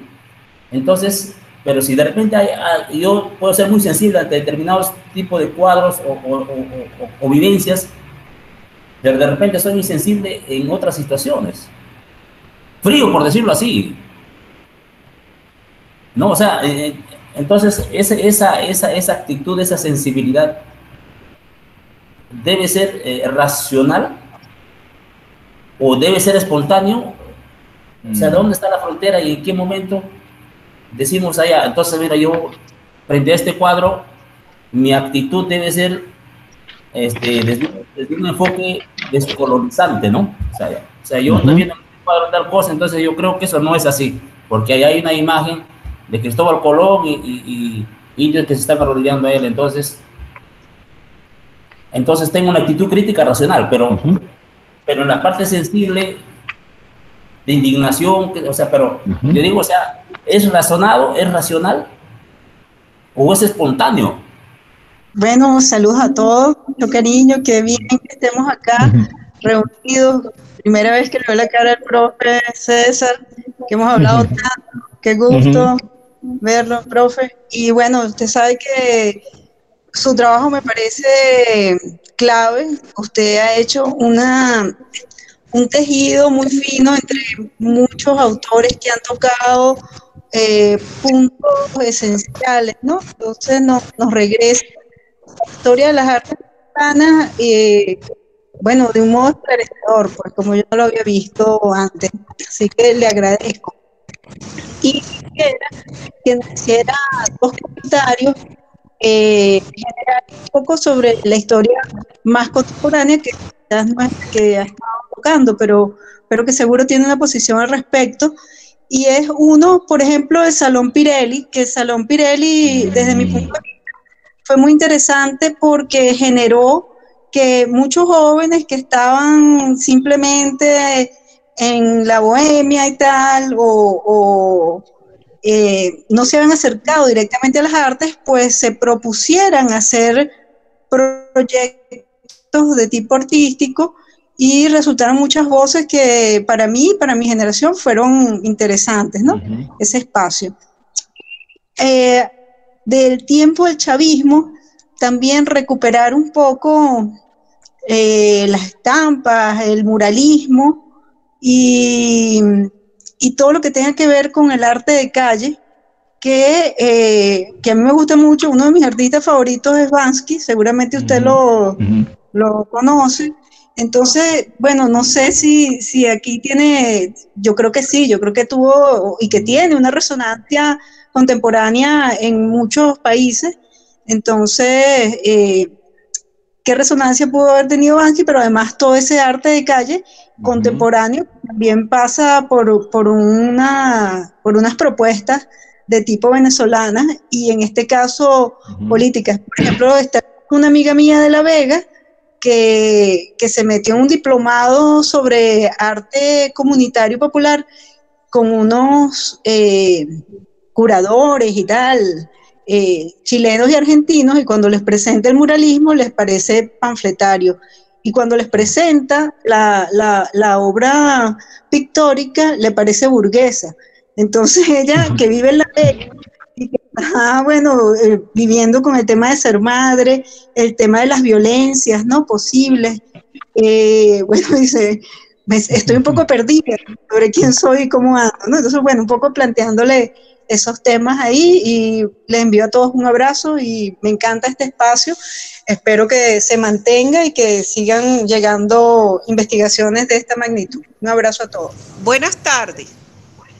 Primero quiero entrar agradeciéndole al profesor César toda su ponencia porque fue bien interesante.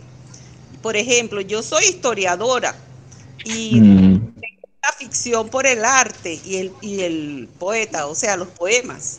Entonces me marco en esas dos aristas, pero sobre todo me interesó la ponencia en la cuestión de los tiempos, la división que él hizo de los tiempos, porque ese es un tema bien interesante. Aquí en Venezuela, de la Universidad Central, está Alberto Navas, que trabaja la cuestión de los tiempos. Pero en arte creo que es interesante y es pertinente esa ponencia así. Además de que existe dentro del arte y el dibujo en Venezuela muchos vacíos. Yo, por ejemplo, estoy estudiando a José María Vargas y que era un potencial dibujante, y qué interesante, y de él la historia del arte no habla nada. Y así muchas cosas, la creación de la Universidad Central, por ejemplo, había muchos arquitectos, ingenieros, que merecen la investigación por esa parte para ampliar la temática de los tiempos que estuvo conversando el profesor o el doctor César. Es bien interesante el tema y creo que es como una línea de investigación desde mi posición. No me queda otra cosa que agradecer. Y como yo tengo esa inclinación hacia el arte y hacia los poemas, bueno, me voy a agregar a este grupo porque me pareció interesantísimo. Que tengan buenas tardes. Bueno, muchísimas gracias, profesora Marixa. Entonces dejamos la palabra al profesor César Araujo para que conteste. Bueno, brevemente, bueno, primero dando las gracias por, no solo la invitación, por todo, por este momento tan extraordinario, sabroso, que uno disfruta muchísimo, para compartir estas reflexiones. Quería, bueno, primero plantear eso, repetir un poco esa idea de que queremos ir abriendo esos espacios formativos, por eso hemos hablado de un diplomado, de ver qué otros espacios vamos a ir creando para compartir, pues porque estas son cosas que necesitamos compartir, debatir dentro de la Universidad Nacional Experimental de las Artes y todos los espacios que podamos. El compañero Oscar hablaba de que si era racional o era sensible esa experiencia estética, podemos llamarlo así. Yo soy de los que creo, es mi opinión, es debatible, pero yo soy de los que creo que la primera experiencia es sensible, tiene que ser sensible, porque el arte después se puede racionalizar, pero es ante todo una experiencia sensible. O sea, tú te estremeces ante la obra. Pongo un ejemplo quizás cercano o no tan cercano. Yo fui amigo de David Suárez, el famoso guionista, que ustedes muchos también lo conocerán. Joana lo conocería seguramente mucho. Y David nos decía que cuando uno iba a ir a ver una película tenía que verla dos veces. Primero iba a ir a gozarse la película, a llorar, a reírse, a lo que iba a hacer en la película. Y después iba a ir a analizarla. No, tienes que ir dos veces después. Así es la experiencia visual, porque nosotros somos seres sensibles.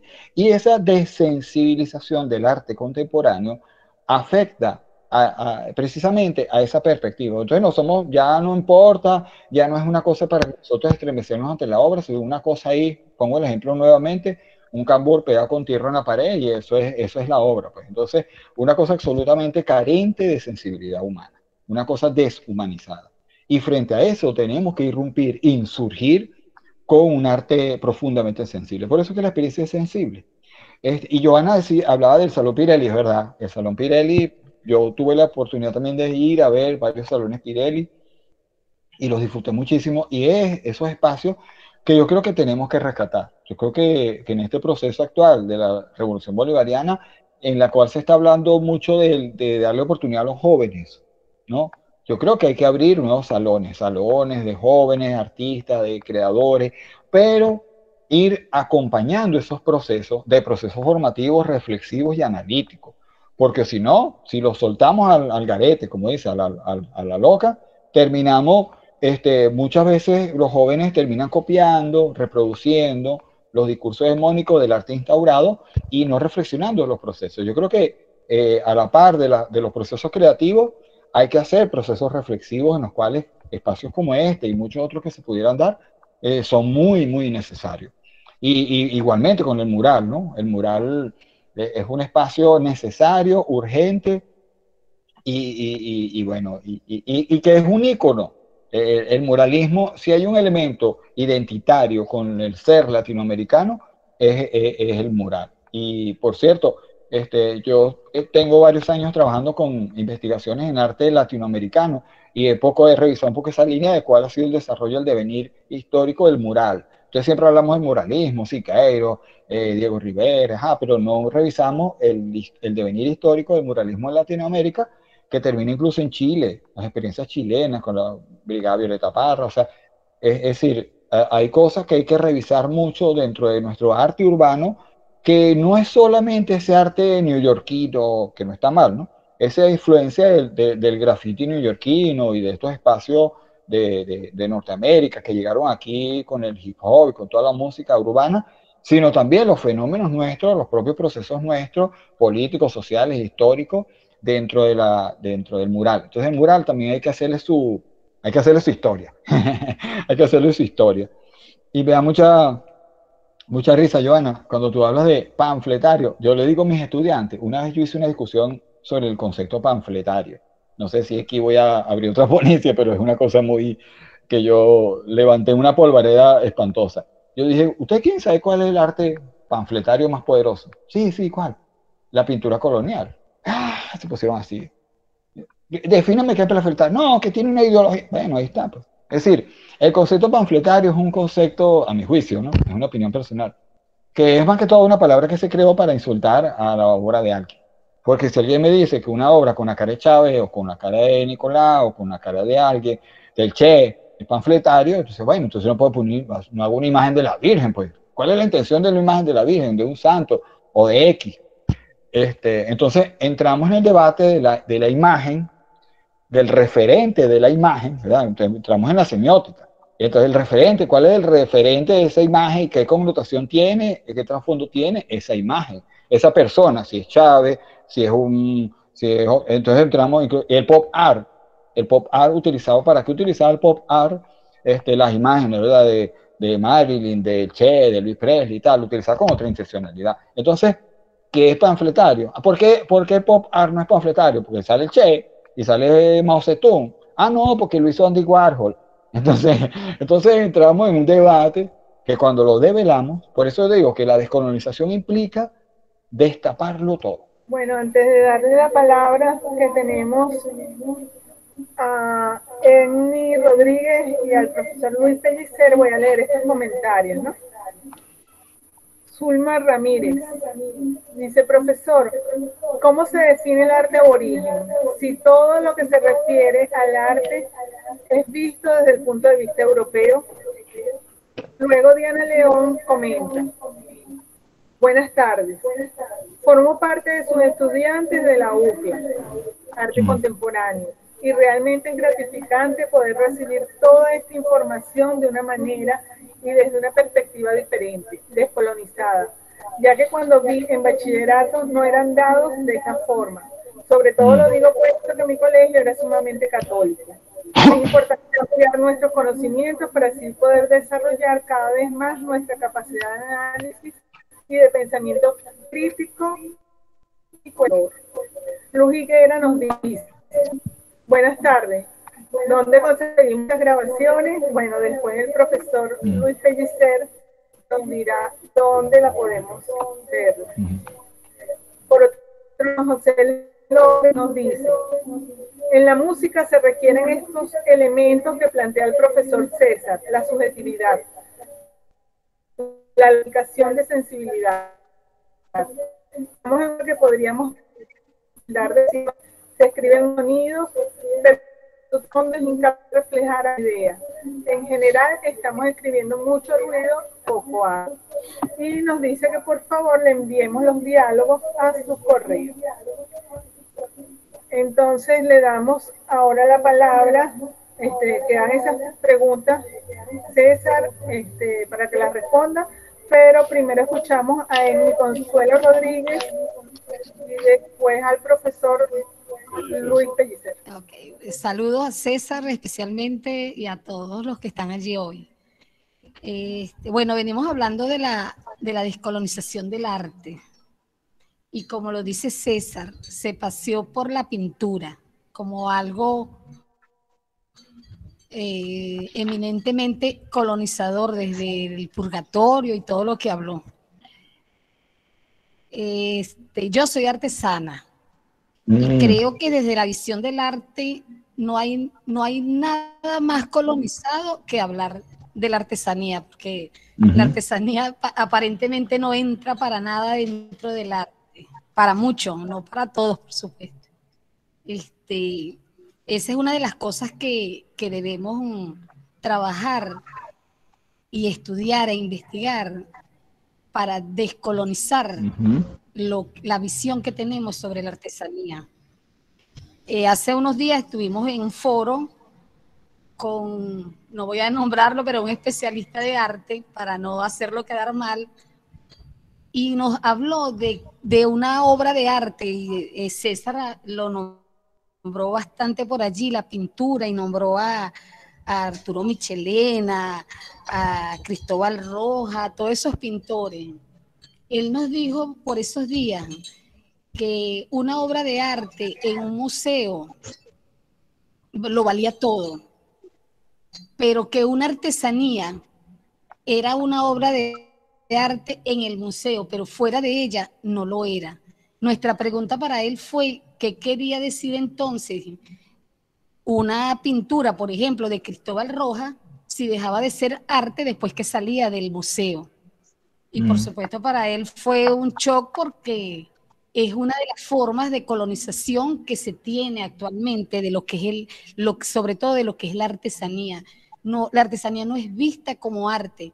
Y cuando César nos habló por allí, que el arte tiene sensibilidad, que tiene placer, que tiene creatividad, que el oficio del pintor es algo bellísimo. Nosotros como artesanos y artesanas también sentimos lo mismo. Cuando nosotros hacemos nuestras obras tienen sensibilidad, hay creación, hay subjetividad. Entonces hay libertad al expresar lo que nosotros sentimos. Entonces esa es una de las formas que desde el arte también tenemos que descolonizarla. La artesanía es parte del arte. Esa es mi reflexión por allí y un placer de verdad nuevamente hablar con César. Tenemos conversaciones pendientes todavía por allí. Bueno, gracias y feliz tarde. Buenas tardes de nuevo. Yo les voy a leer un poquito la parte académica que manejo. Yo soy licenciada en educación, tengo un magíster en gerencia educativa, otro en historia de Venezuela.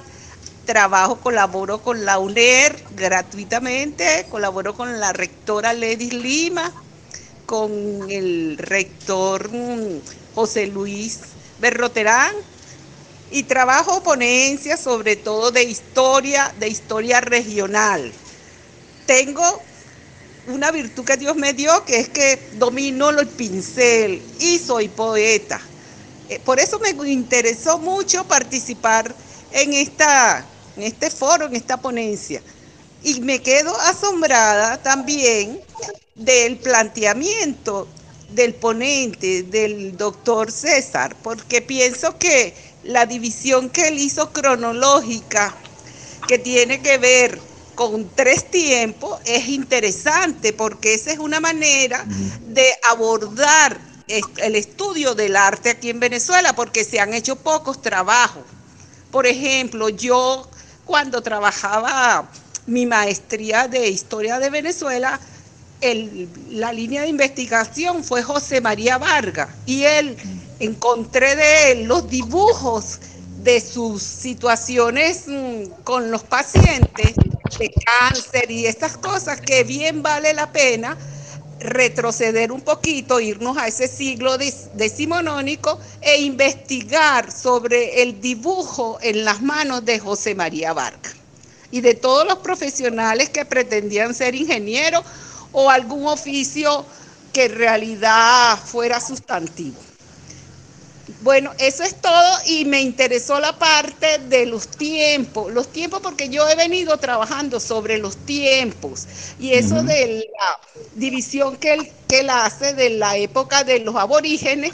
Después viene a trabajar la parte de la colonia con la decolonización y un tiempo posterior. Me parece que es interesante, y esa línea se le puede sacar mucho porque tiene la división que puede ayudar al artista o al investigador a centrar su temática de investigación.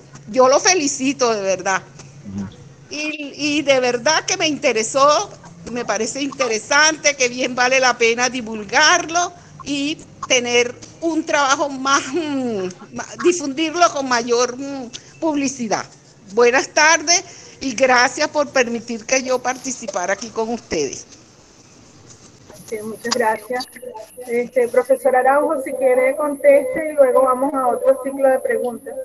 Dos elementos, ¿no? Primero, ciertamente, la compañera, ¿verdad? Que preguntó sobre ella utilizó la expresión arte origen. Yo recomiendo mucho un texto que escribió, yo la comenté, Lelia Delgado, la antropóloga venezolana. Ella escribió un texto, publicó por allá en los años 90, que se llamó 6 ensayos de estética prehispánica venezolana, se llama el libro. Se lo publicó, por cierto, la Academia Nacional de la Historia. Si lo hubiesen leído bien, a lo mejor no se lo publica. En ese texto, ella desmonta el concepto de arte prehispánico. Entonces, porque hay un anacronismo. Cuando decimos arte, estamos hablando de un concepto, de un criterio eurocéntrico, moderno, que obviamente no encaja con los imaginarios visuales, por llamarlo de otra manera, y las cosmogonías de las culturas que no entran dentro del hegemón limitado de la perspectiva europea. Y eso pasa, y eso es importante tenerlo claro, porque a veces nosotros decimos, no, el arte de los ayamanes, de los gallones, pero es que arte, ¿qué es arte? Entonces, es un tema que ahorita obviamente no lo vamos a abordar porque daría para otra conversa larga, pero es un tema que es importante tenerlo presente. Y lo de la compañera, ciertamente, el tema de las artesanías. Pasa exactamente cuando se categorizaron las bellas artes, así con unas comillas bien grandotas, se dejaron por allá las artesanías como una cosa en otro orden. Sin embargo, es una línea, yo siempre he dicho que la diferencia entre el arte y la artesanía, entre comillas artesanía, es una línea tan delgada y tan movible que es absolutamente subjetiva y es discutible. Entonces, yo creo que es necesario, sobre todo en nuestra universidad, en la Universidad Nacional Experimental de las Artes, que abordemos un debate serio, profundo y descolonizado, absolutamente descolonial, sobre el tema de las artesanías. Porque yo soy muy crítico, yo digo, para mí eso, artesanía es un concepto creado para minimizar el trabajo de la propuesta creativa de nuestros creadores, la redundancia, y para ponerla como en un segundo o tercer lugar por allá. Las creaciones populares quedan como en tercer lugar porque la hizo el pueblo. Entonces, es un debate que hay que dar. Yo incluso lo comentaba con un compañero artesano en estos días, y yo le decía, mira, la UNEARTE tiene que crear también una carrera de artesanía.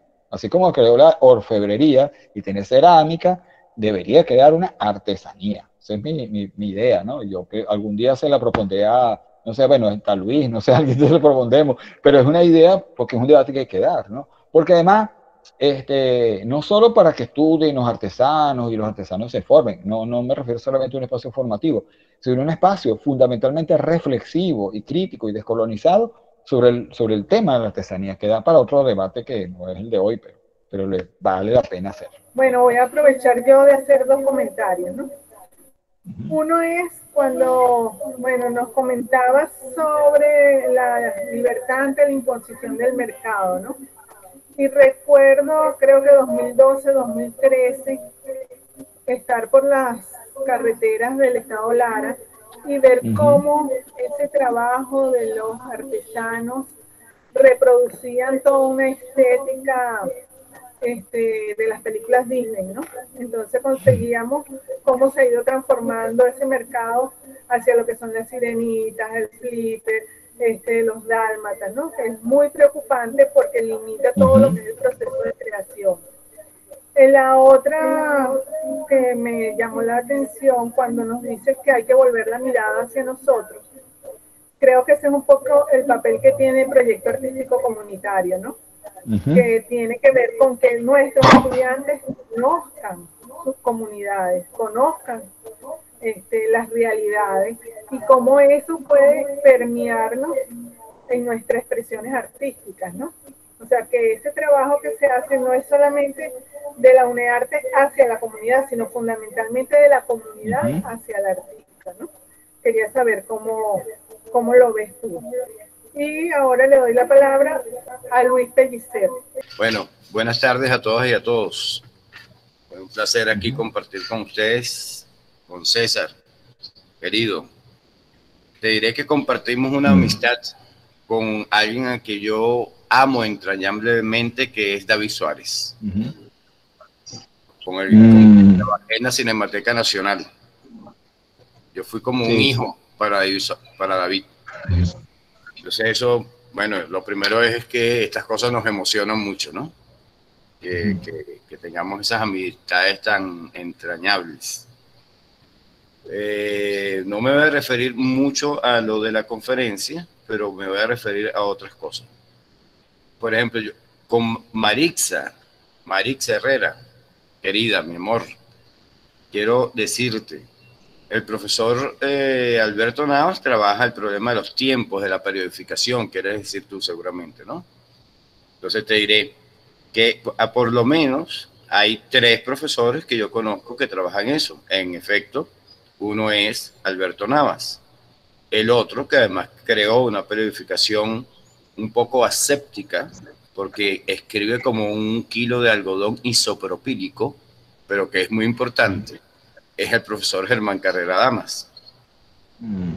Y el otro, por supuesto, es el profesor Federico Brito Figueroa. O sea que yo creo que si estás estudiando esos temas, eso te puede interesar.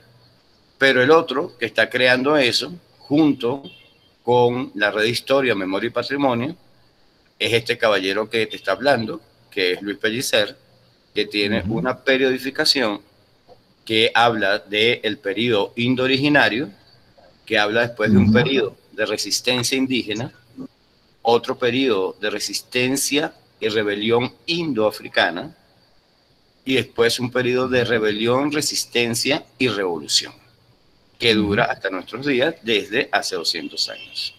Entonces, todo eso tiene una fundamentación que vamos a discutir seguramente. En noviembre nos va a ser un poquito difícil por el asunto de las elecciones, pero vamos a tratar de hacer otro encuentro de historia insurgente. Digo, y aprovecho para decir que lo que hace César es historia insurgente del arte, a mi modo de ver. Sí. Es historia insurgente y descolonización de la memoria. Y que los aportes desde la historia del arte son muy importantes y muy interesantes porque, digamos, los historiadores formados pues, en escuelas de historia, etcétera, digamos, tratamos más bien la historia social. Yo vengo de la historia de las mentalidades, la historia económica, etcétera, pero casi muy pocos se han dedicado a la historia del arte. Recuerdo que alguien estudió eso mucho tiempo, pero era muy clásico, no recuerdo, Palenzuela. Juan Carlos Palenzuela. Juan Carlos Palenzuela. Era estudioso de la historia del arte y del arte en sí mismo. Pero yo creo que bastante clásico, pues bastante eurocéntrico, etc. Entonces, esos aportes de César para la historia insurgente son muy importantes. Lamento mucho que no esté en este momento con nosotros aquí los profesores Nelson Hurtado y Fidel Barbarito, quienes también están haciendo un trabajo, creo que específicamente con la música, pero de historia insurgente de la música. Nosotros hablabas tú del mural, César. Hay un compañero que se llama, es de apellido Guaguaylione, no sé si lo conoces. Es un estudioso, yo creo que él es sociólogo. Él nos hizo un trabajo sobre el muralismo en la Caracas insurgente. Es decir, la Caracas más o menos del tiempo de Chávez. Un trabajo bien importante y tiene una introducción también histórica sobre el muralismo, digamos, para los que le interesan. En la Universidad de las Artes existe una cátedra libre de artesanía, donde están muchos compañeros artesanos, sobre todo de aquí de Caracas principalmente, es lo que conozco. Y claro, yo creo que ese es el embrión para que podamos tener una carrera que pueda comprender todas estas cosas que llamamos artesanía, que además son arte también, ¿no? ¿Sabes esa diferencia absurda que no, porque este arte es utilitario y esta cosa no es utilitaria, etcétera, ¿no? Creo que si ahora puede decirnos Humberto un libro que él nos recomendó en alguna oportunidad sobre precisamente la cosa de las diferencias entre arte y artesanía y también el mundo del marketing, pues, del arte, etcétera. Y entonces extraño también, por supuesto, la presencia aquí de José Luis Omaña, con el que hemos discutido también estas cosas, porque también hubiera sido bastante enriquecedor esa discusión. Pero entonces te invito vehementemente, César, a que nos acompañes en el encuentro de Historia Insurgente porque esto que tú haces va a nutrir mucho esa propuesta que yo llamo político-historiográfica. A mí no tengo ningún prurito para que hagamos teoría y metodología, porque además la teoría y la metodología puede ser también bastante colonizada, o puede ser una postura bastante colonizada, porque sabemos además que la teoría y la metodología del positivismo, que es lo que se creía, por ejemplo, más científico dentro de las ciencias sociales, es absolutamente una ideología. Sí. Pero bueno, felicitarlos a todas y a todos por estar aquí, porque sigamos construyendo este espacio para la discusión, y dentro de la discusión que vamos a hacer, de toda la cosa curricular de la universidad, hay varias cosas que vamos a hacer. Una es una discusión específica sobre proyecto artístico comunitario, otra acerca de las metodologías y otra acerca de las historias del arte. De manera que quedas encargado, César, de coordinar la historia de las artes. A continuación, el profesor Humberto González. Hola, César, un placer conocerte.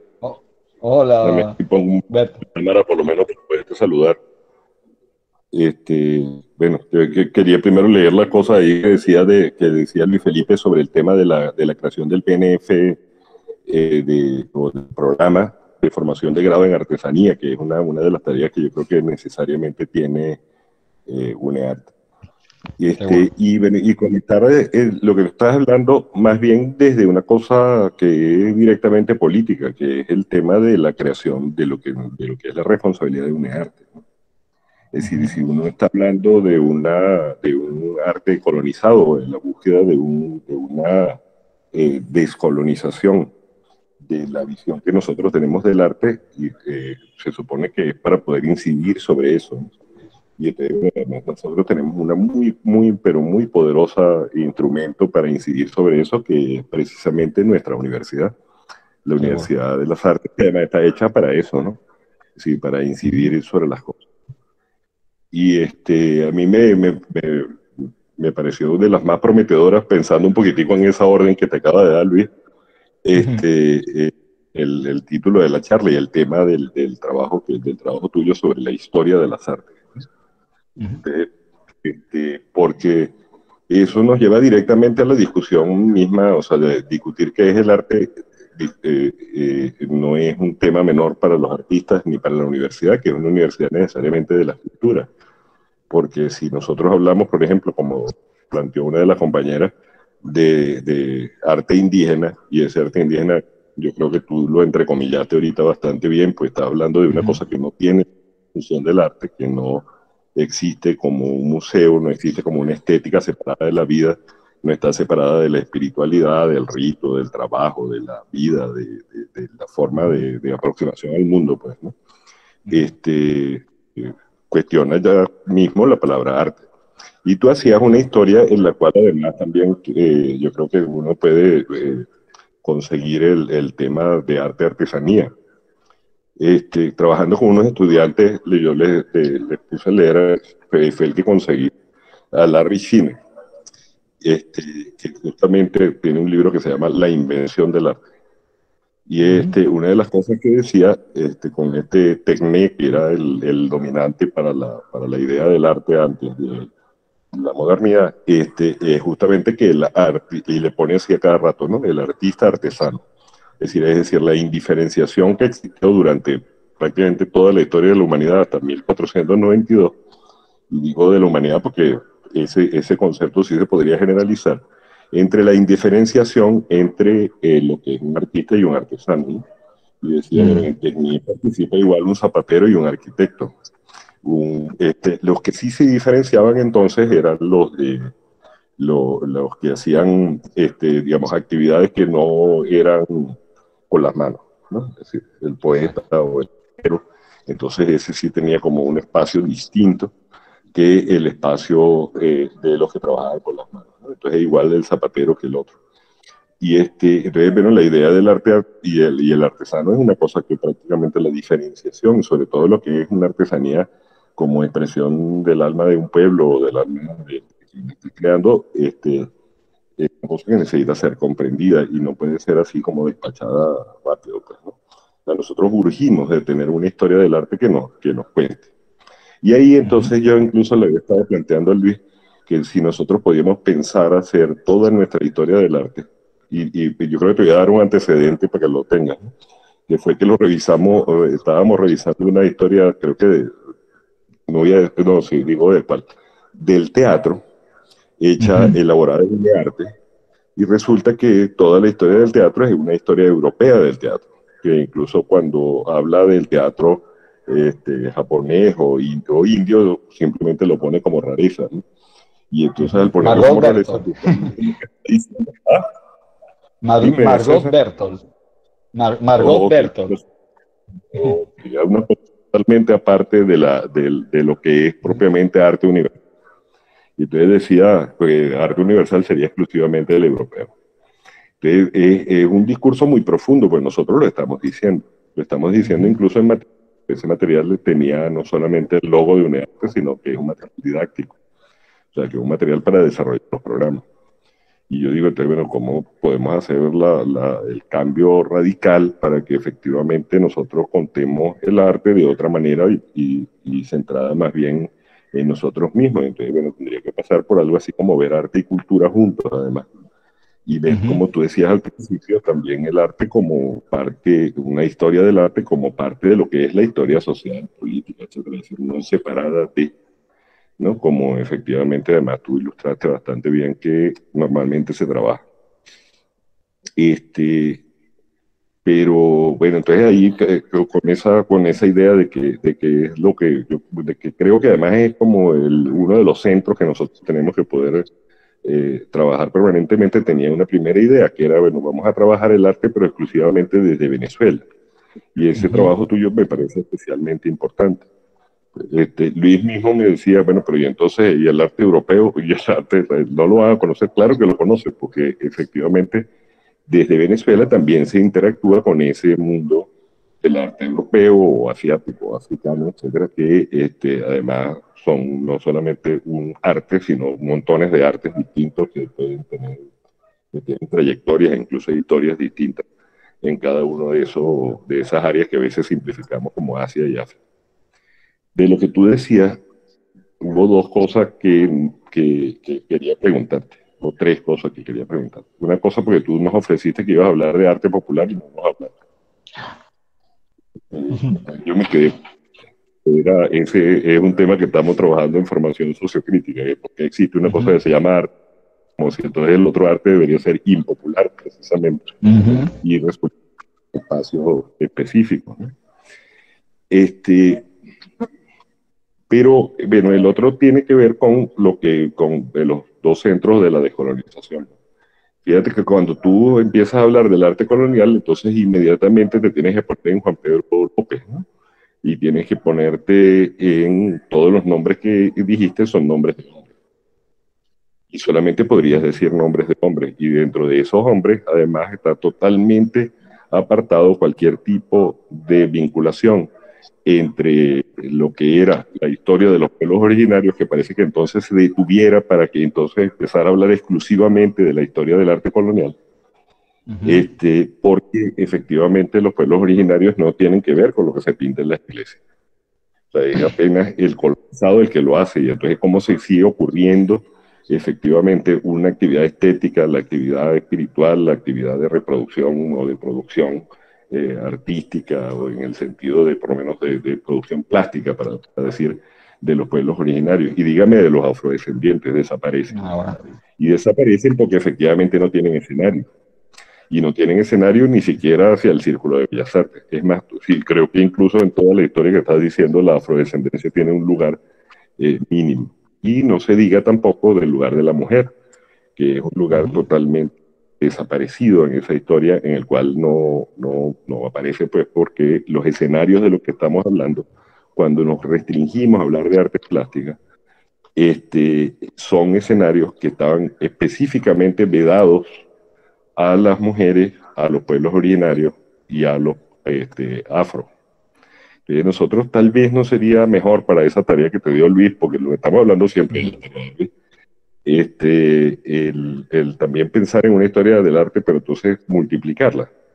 Es decir, para que estemos hablando no solo de artes plásticas, sino que estemos hablando también de otras manifestaciones del ser humano que entran dentro de la cultura y que si tendríamos que hasta decidir si le ponemos arte o no, para decidir si todo el conjunto de cosas que llamamos son arte o más bien son manifestaciones culturales de distinto tipo que coexisten y viven en una realidad compleja de la colonización, que no es una realidad sencilla ni que provoca que solamente tiene unos actos fundantes, sino que tiene unos actos de reproducción muy fuertes. Porque eso además nos permite, además, como posicionarnos ahorita. Porque en esos temas de la desensibilización y la globalización de la que tú estabas hablando, se muestra clarito que la historia del arte no es como la inventaron, una cosa, algo así como un patrón eterno que entonces ahorita estaría siendo violentado, sino que tal vez sea una nueva etapa de lo que es una cosa bien históricamente situada, que es el arte como lo entendemos ahorita, que está tan comunicándose e invadiéndoselo con los espacios de la industria cultural, lo que va y viene, que hay un ir y venir, que le cambia la forma, que le cambia los sentidos, que tiene una relación con la sociedad que te permita como desdibujar cualquier cosa que sea el decir desde el espíritu o de la propiedad del ser alguien con una necesidad de creación, para pasar a ser una mercancía radical del tiempo del dominio hiperabsoluto de la economía financiera. Entonces, bueno, eso por ahí, pues, un gusto escucharte, César. Bueno, tiene la palabra César Araújo para dar respuesta.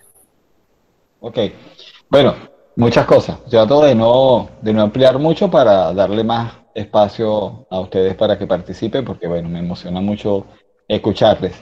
Pero bueno, refiriéndome tres elementos rápidamente. Sobre el tema del arte popular, por supuesto, pido disculpas por el tema del tiempo.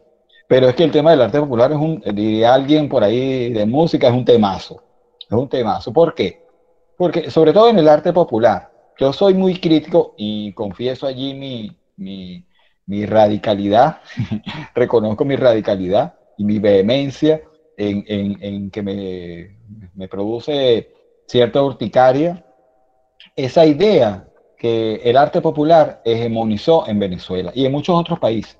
En el caso particular de Venezuela, ¿cuándo surgió la idea del arte popular? No las expresiones populares, hay que separar, ¿no? Las expresiones populares del pueblo han existido siempre, siempre, como tú bien dices, Humberto, y bueno, y todo lo que podamos investigar eso, más allá de que sean visibilizadas o no, no es muy difícil pensar o imaginar a unos creadores del pueblo en la colonia, en el 19 y en cualquier momento. Pero en un momento determinado de ese arte hegemónico, ese discurso hegemónico del arte elitesco burgués, eurocéntrico, profundamente eurocéntrico, ellos empezaron como a buscar, partiendo de patrones occidentales nuevamente y partiendo de Francia nuevamente, con aquello del Art Nouveau, del arte ingenuo, ¿no? Entre comillas, del arte ingenuo, que ingenuo no tiene nada. Ingenuos son los que creen que los artistas ingenuos son ingenuos. Entonces crearon ese discurso del arte popular y entre comillas, nuevamente unas comillas muy grandotas, y descubrieron, entre comillas, a gente como Feliciano Carballo, que quizás fue el primero, y después, bueno, se vino todo, Bárbaro Rivas, Esa Morales, Salvador Valero, y vino toda una andanada a partir de los años 40, mediados de los años 40 del siglo XX, y empezaron como a aparecer, entre comillas, insisto, porque no es que aparecían, siempre han estado allí, y comenzaron a ser visibilizados, pero siempre, y de ahí mi rechazo a muchas veces estos términos, como tú muy bien dices, a esa idea de que un artista popular necesita, como yo siempre lo digo, criticando todo este tema, necesita el apellido de popular. Es decir, si yo digo Salvador Valero, digo que es un artista popular. Pero si yo hablo de, no sé, de cualquier artista, Jesús Soto, artista plástico, punto. Ya no necesito más nada. Entonces, siempre ha existido, y así fue fue creado por la hegemonía eurocéntrica, burguesa, de los años 40, 50, de los grandes museos en Venezuela y todo esto, esa separación, así como hubo ese alejamiento con la artesanía, hubo esa separación con el arte popular, que en gran medida, ojo, se mantiene a mi juicio. Todavía se mantienen muchos esos criterios de que el artista popular es un ingenuo, de que porque él no sabe, porque él está más allá, y yo lo he visto, yo he trabajado en museos y lo he visto en compañeros, en gente que, bueno, que está vinculada al museo, entonces, bueno, a los artistas, tú sabes, académicos, los que sí saben, lo ponemos para acá, y a los populares los ponemos para allá. Esa separación, yo un día dije en broma en una discusión curatorial, yo dije, ¿por qué no ponemos al lado a Salvador Valero y a Cloutier? Así, pongámoslo. O sea, ¿cuál es el problema? ¿Cuál es el prurito? ¿Cuál es el temor? Entonces, y en el fondo lo que yo quiero visibilizar o plantear es que el artista es artista. Que tiene procesos creativos distintos, estéticas diferenciadas, si es que hablamos de concepto de estética, que también lo podemos cuestionar, pero tiene una perspectiva del mundo distinta. ¿Y cuál es el problema? Que el tema de la proporción, el tema técnico, bueno, ya ese es otro tema. Entonces, hay una manera, digamos, yo creo que hay una discusión pendiente dentro del proceso de la Revolución Bolivariana, dentro de la Unidad de Arte también, así como el cuento de la artesanía, también hay una discusión pendiente con el arte popular, que es necesario y urgente y pendiente.